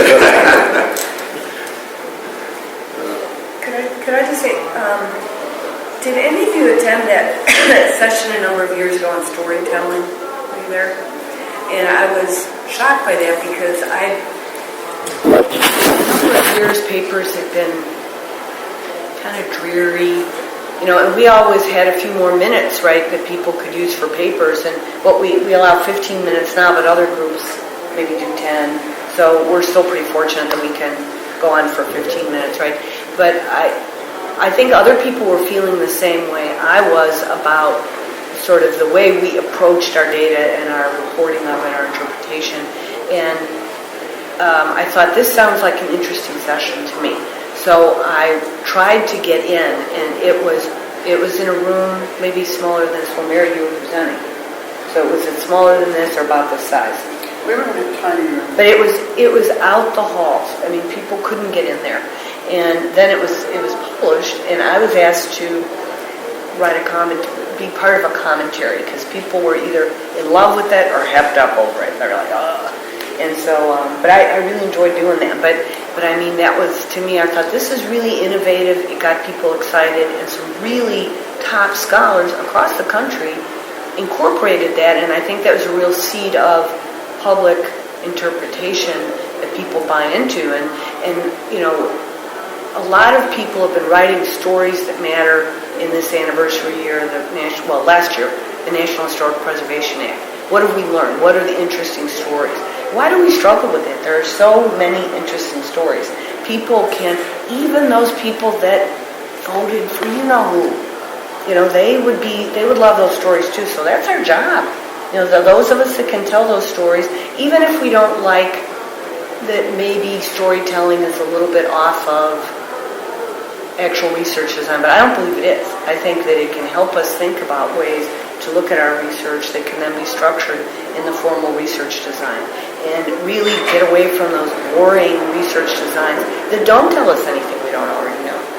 And so, Yeah, to me, the worst thing about writing a narrative was that I couldn't put in all of the maybes, or on the other hand, or it is possible that. I had to write it like it was, like I believed it, or, you know, and get into the other character. And then that put me in a position of beginning to understand that as archaeologists, we're always sort of hedging our bets because we don't have the total faith that there's only one interpretation, I think, and so I worked harder at backing up every statement in the fictionalized narrative, even if it didn't appear in the narrative, than I ever have had to do when I could just sort of say, maybe, or, you know, a possible answer to this is such and such. So, to me, it was a real exercise in trying to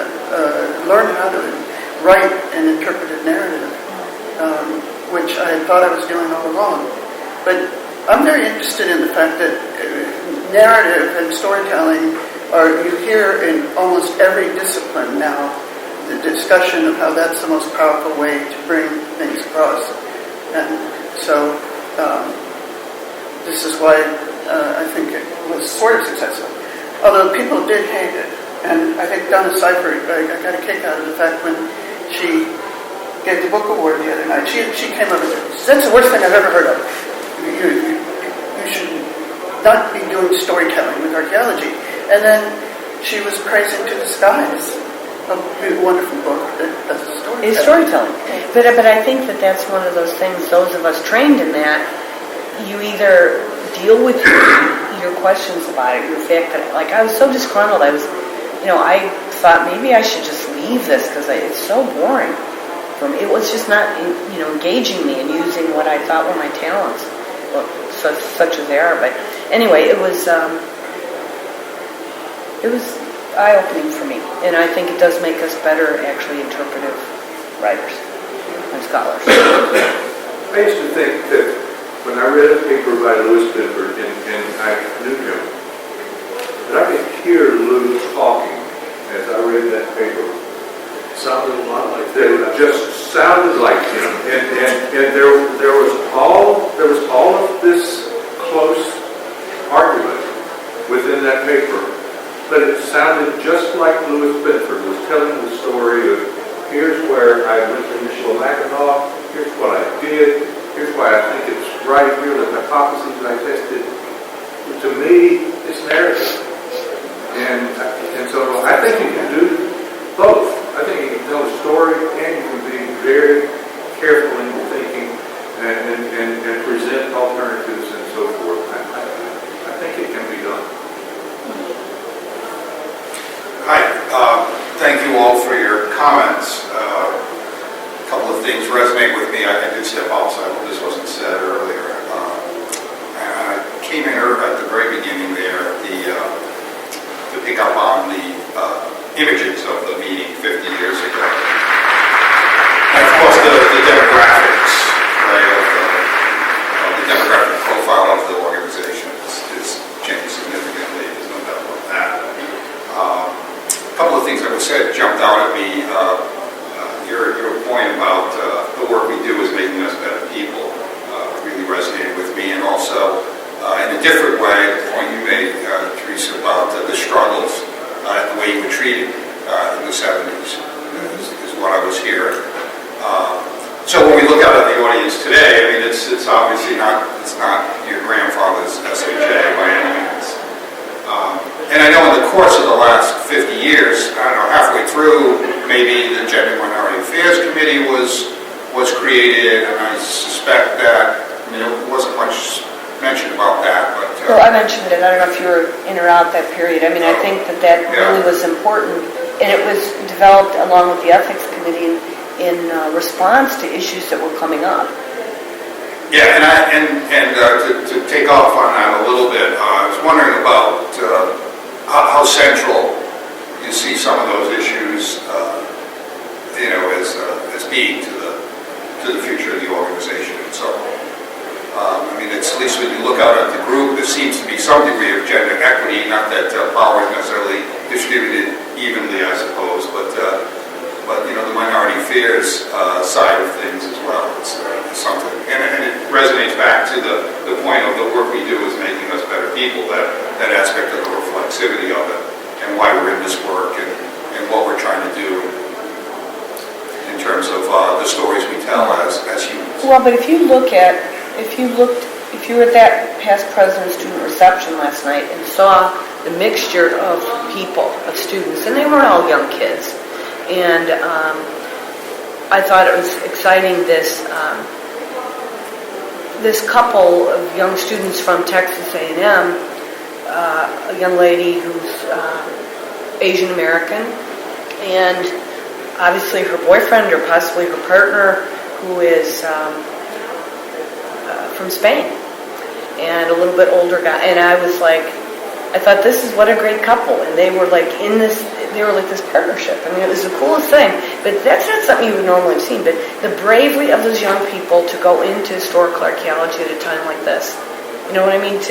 And I'm sure their parents are saying in these post-recession years, are you sure you don't really want to work at Kohl's? Like one of a gal that I used to work with mentioned that in her paper, that her parents were like, what, this degree, this master's degree in archaeology, or anthropology, and so I think we're in a pretty good shape. I mean, we used to complain a lot that we didn't have enough African American archaeologists or Asian American because they weren't going into anthropology. That wasn't. Once they were in there, we could maybe hook them, but. I remember the days, Mary and I can remember the days, like telling us how appropriate it would be for us to go into lab work. Yes, well, my advisor in graduate school was convinced that the female historical archaeologists were documents people. And documents labs. Didn't let it, that was sort of like and didn't approve any dissertation proposals at that point of women wanting to do fieldwork. Hence your book, Text-Dated Archaeology. Yeah, see? Well, Michael, if your question relates to gender, it comes from, I think, 3 women at the beginning. I don't know where we are now, but I know that 60% of women, people in direct studies archaeology are women. And I'm projecting by the end of this decade, SHA is going to be 70% women. That's my situation. And they have projects for that. Chuck, do you remember if there were any women at the 1967 meeting? Do I remember who they were? Louise Jackson, Margaret Kimball Brown, and Kathleen Gilmore. I'm sorry, I can't hear you. Did I get them right? Louise Jackson, Margaret Kimball Brown, and Kathleen Gilmore. Am I got the right names? I think it's at least. Well, I remember. Pastor, we could go back to that picture and just count the women in it. Yeah, but the first issue of the journal lists everyone who was there. Yes. Volume 1. Betty Broyles was another woman that doesn't get mentioned much, but she was very active in historic archaeology, first in West Virginia and then later in Mississippi. And I think there's a project there for somebody to write For Ben. a book on our historical archaeology foremothers. Yeah. We have two young students on our history committee. They're both females. Well, Maybe then that you would be could test something them. interesting. I can remember when bringing up Emil Howard, in that seminar, Emil Howard said women shouldn't go to archaeology. And he gave two reasons. He said one was that, and there was something to this, by the way, they sometimes put effort into a woman, then they get married and they drop their career because it was a different social structure. But the other reason he gave was, he said that crews, like Navajo, Indians, Arabs, and Mesopotamians, would not take orders from a woman. And we all argued, so we don't think they would look at them as women. They look at them as Westerners, as the boss or whatever. He said, that was sort of the feeling at that time. And another thing along this line, I was at City College. City College had open enrollment, had huge minority populations in New York City, City College of New York. And I tried to recruit people in anthropology that won't be in historical archaeology. But it was a real flop. And finally, a couple of my students who were girls who were African American said, you're really stupid. They said, you should be recruiting our children or our grandchildren. Because they came from a very poor background. They wanted to take in computer science or business. They wanted a secure job, not something as risky as anthropology or archaeology. Because that's what happened. We got people who were willing to take the risk and go into historical archaeology. But there was a feeling that women should do laboratory work, things like that. That was okay, but not in the field back in the 1960s. That was universal in archaeology. Yeah. That was not just historical, it was across the... Because you could balance the baby on the hip and bring them to the lab, Yeah. So. here's a battle I had to fight. Our university got a contract with a state agency to do archaeology in Michigan. They also, so I getting together a field crew and, what women were applying. I was saying, yeah, this is fine. And then, besides those people, there were prisoners from a state prison farm that were working not right with us, but nearby. And the powers that be with the state commission said, oh, no, you can't have women there. And I said, well, why not? They said, well, it makes the prisoners frustrated to see women. We have to be fair. I said, well, how about being fair with half of our population? So we did finally, I think, get women up there working. Well, I think we've come far enough now that this isn't even an issue. When I teach historical archaeology, I always include a chapter from Hume's book, and there's a quote that I think we all know: high heels and a low décolletage, or a lethal combination. And the students are just, what? How can you even say that? He's dead now, isn't he? I said, no. And so it's, I think these are all great issues, but I think we have new ones, but we've really come a long way. And the diversity issue, like you said, Terry, walking through that past president reception last night, it was as diverse as I've ever seen. Yeah, and people are very comfortable with themselves, it seems, a lot more than we used to be. But we should never, I agree with you that students look at you like you have three heads. Like, what are you talking about? But we can't let them forget it, because things could easily jump back. If we look at things that are happening around the country, and some of it, in my opinion, like in the West, is a thin veneer of laws that force you to treat, let's say, Hispanics a certain way in Tucson, when many of you would prefer not to treat them that way. You know what I mean? So it's like, it's kind of a veneer of laws that is maybe not so realized in the East Coast or in the Southeast. You know, the tensions are boiling up. And I don't think that I'm, you know, a huge activist or anything, but I just watch what's in the papers and stuff like that. I've wondered, like in 10 years from now, we may need affirmative action for males for men. Because, in fact, I'm a little mystified by something, and maybe because I don't know enough about other scholarly fields. Is there a high proportion of women in historical archaeology relative to, say, Maya archaeology or Paleolithic? I'm not sure. It looks that way sometimes to me. I'm not sure if that's true. Why is that true? It's half my Besides, we're very old. not more. I was going to say that there's plenty of women in Maya archaeology, but when you get Paleolithic or Paleo-Indian, that tends to be a male preserve. Although now more and more female graduate students are learning technical skills and specialties of, say, geoarchaeology or micromorphology, and so they get involved in these Paleolithic cave projects and the like, but as technical specialists, not running the dig. Yeah, and those are havens still for the cowboy archaeology of the 60s and earlier. Maybe that means we're more open. Yeah, I don't envision affirmative action for men happening anytime by this time. At least Yeah, I wouldn't be voting for it myself, sorry. So if you look at 70% of everyone in our field is female. Yeah, but if you look at the numbers of full faculty positions who are running management firms, who are presidents of SHA, who are unfluttered, it's not a... But they're all going to be dead soon. They'll be dead right now. That's good. I guess we can treat you very gently.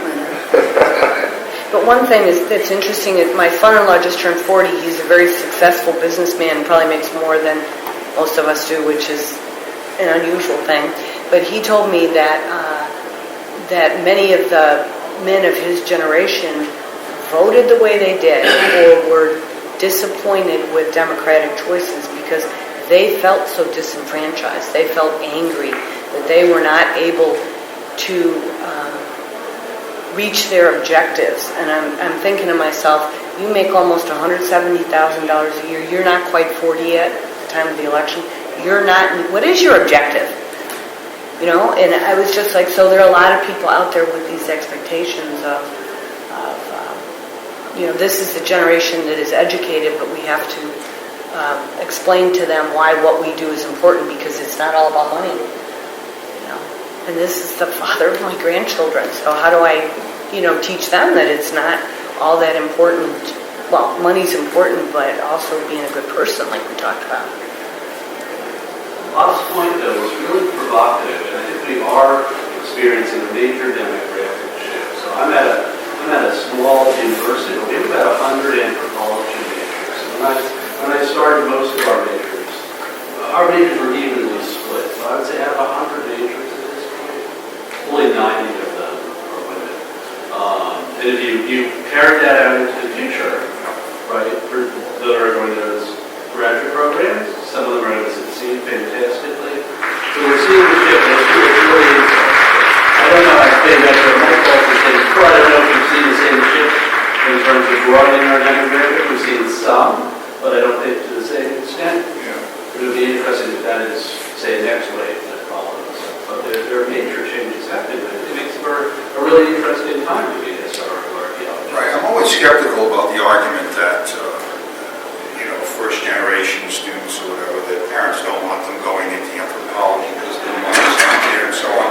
What do the sociology departments look like in your universities? Are they more diverse than anthropology? No. Social work? No. Social work may be a bit more diverse. Social work attracts a different type of sociology is not more diverse. Hey, Michael, I think so I did a project with Baltimore Center for Urban Archaeology where we had both field school and then we had Job Corps staff that were working with us on the site who were all African American.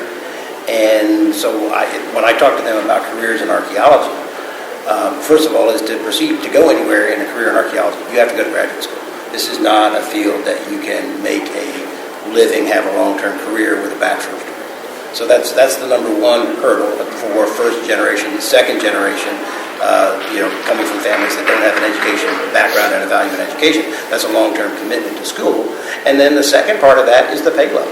And we are, while we are a field that has jobs, we are not a field that pays well. And, colleagues that we know that work on the environmental firms, because I think that's largely a matter of the labor dynamics.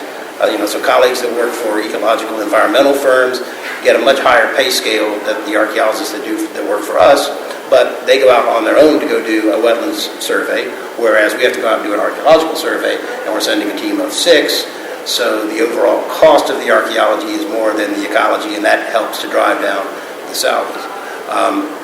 I think the biggest thing we have to do is that we have to reach out to those communities and make them know the value of historical archaeology.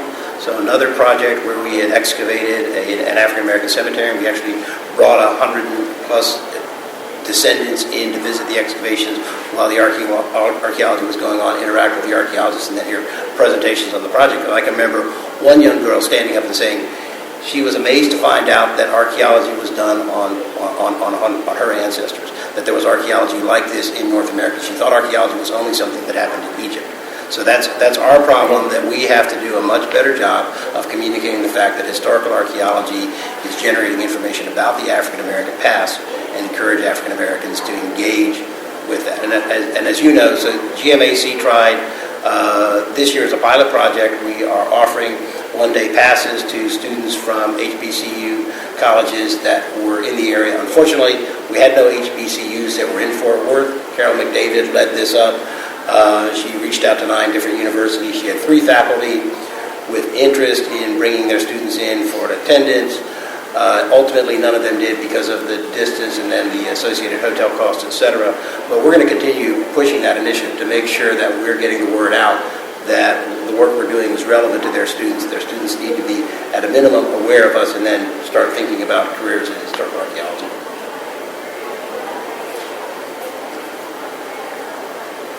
We have 13 minutes, and this may not be enough. Go ahead. One further comment on Leland's statement about how archaeology makes us better people. We shouldn't overlook that archaeology also makes us a better society.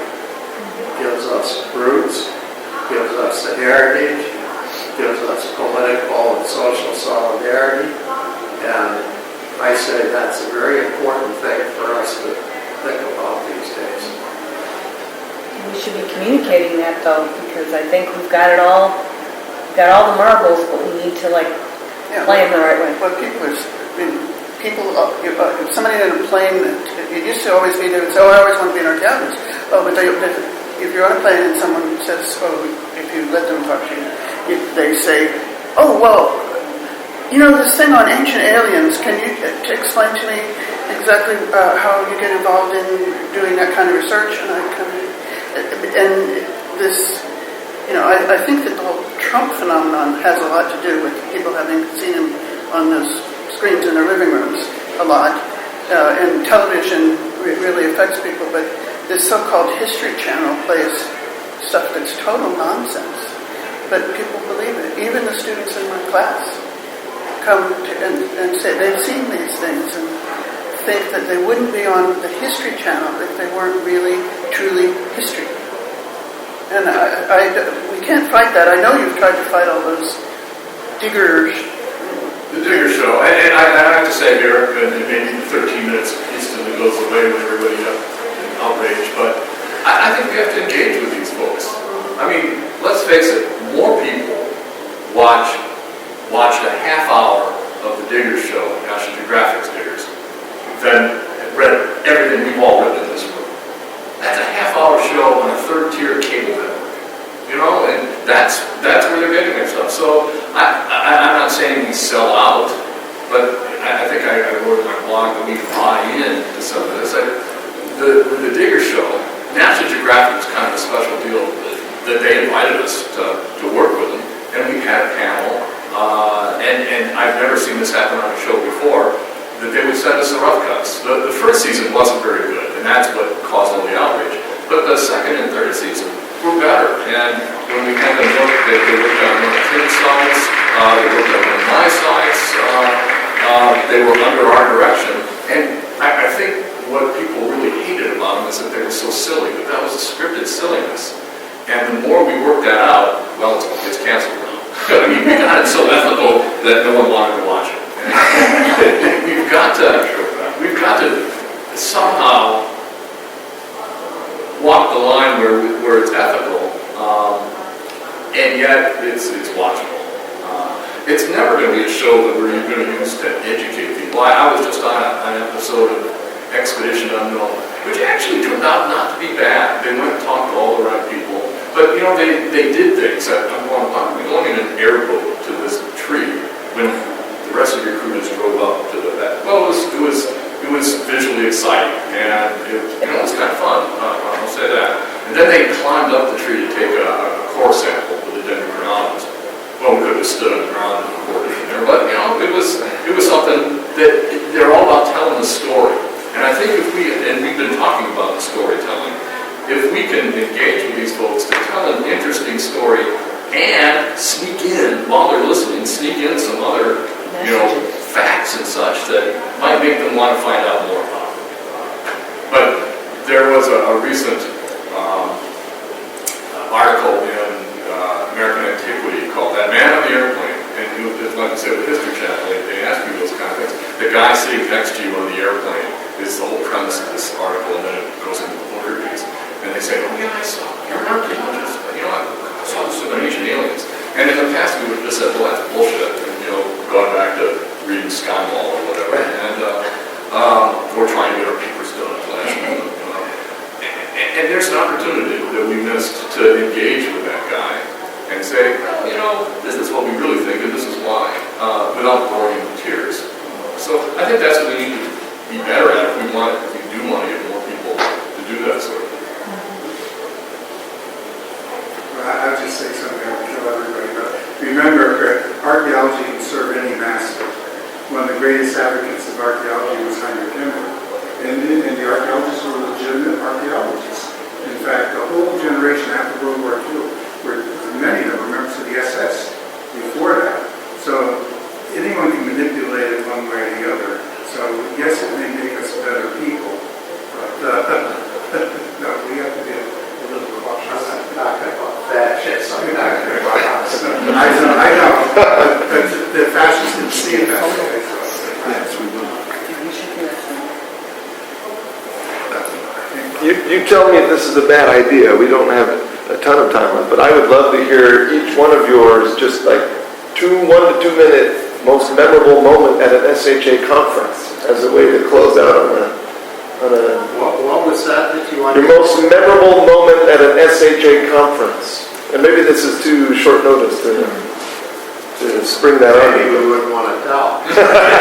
Well, that's what I'm trying to do, is try to get this out of you. So many memorable moments. I'll tell you mine real quick. The first time I went to an SHA meeting was the 1975 meetings in Charleston. And I remember the banquet so fondly as I met Chuck the first time ever, because you sat across the table from me, and you and Jim Dietz were really wild and crazy, and Jim Dietz was making water bombs out of the menus and lobbing them at things, and then he made miniature water bombs as souvenirs. And I had one I tried to auction off. I say we had free liquor at that meeting. Yes, and we took advantage of that opportunity very well. So that but it was, to me, that made me always want to come back. So you still have one of those water bombs? I do. I donated it to the silent auction one year, and one of the Dietz kids won the bid and gave it back to me. So I still have it. That's great. And the other thing was that plenary session. You didn't say that it went on and on and on. Nobody wanted to stop talking, and I also thought, oh God, these are great meetings because there's so much discussion and exchange, and then you had to have a follow-up session the next day. But it was so exciting and so many ideas flowing around. And now everybody, they give their paper, people jump up, go to a different room. They make us have discussants, and everybody leaves the room, and the discussant discusses. Or somebody barges in and sets up a film they're going to show while you're giving your discussant comments. I won't name names. But I did want to kick somebody in the rear really big for being so rude. But it's so perfunctory. We don't have all of that give and take. And you go to European conferences and they do. So I wish we could go back to exchanging ideas more in open dialogue, because that's what just hooked me, that first session. The most exciting thing for me was the argument between Henry Glassy and Louis Binford. Absolutely. It was amazing. And they both pushed one another's buttons. They both had great arguments, and I never saw anyone argue with Louis Binford as well as Henry Glassy did.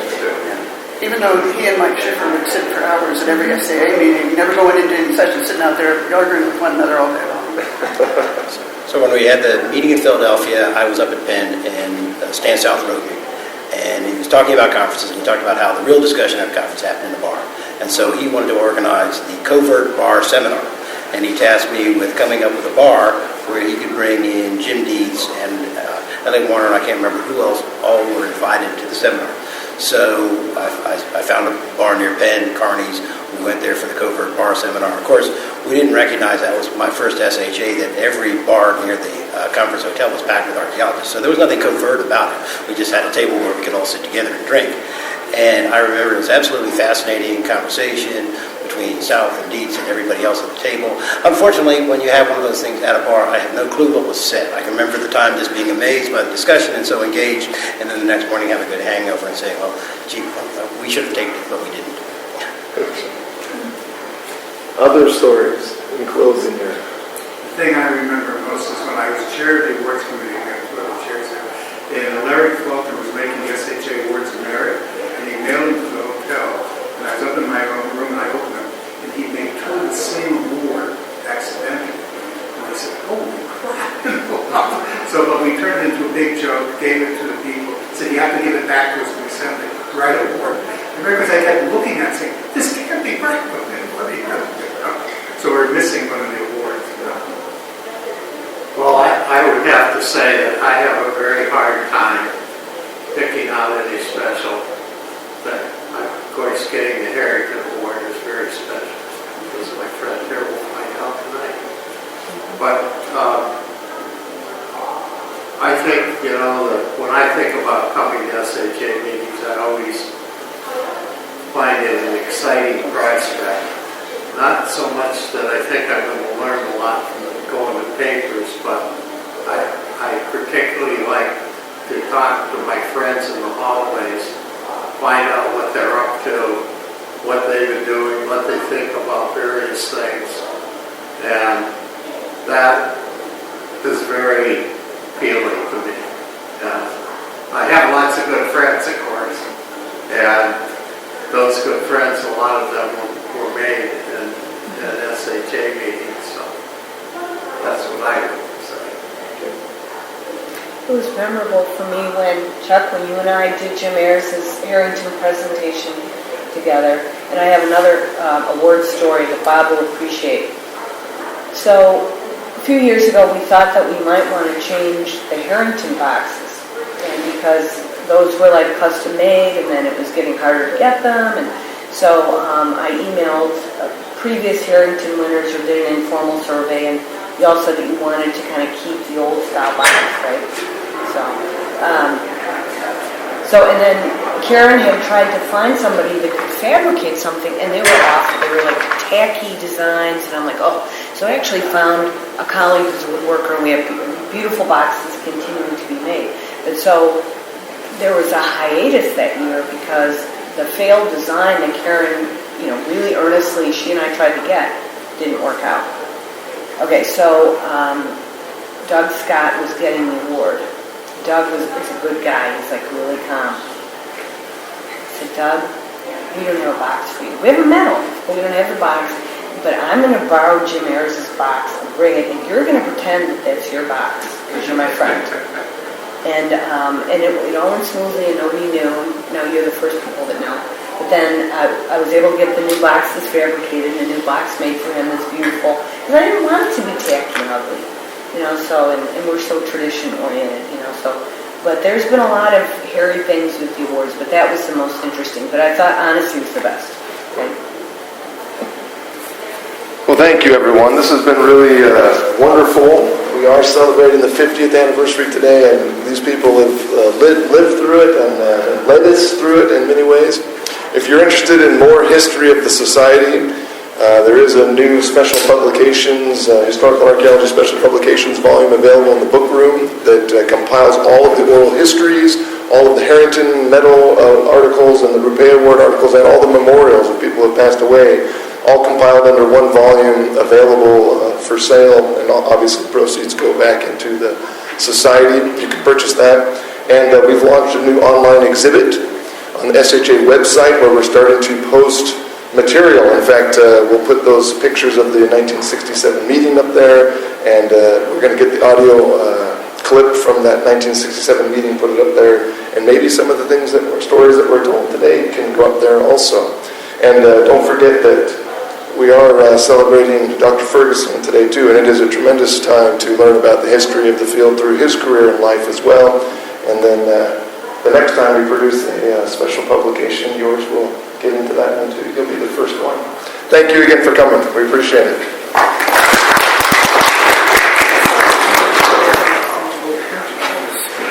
Why don't we get a picture with all of you together? Dawn, could you do that? You've been using your own camera. Could you send them all to me? Is that okay?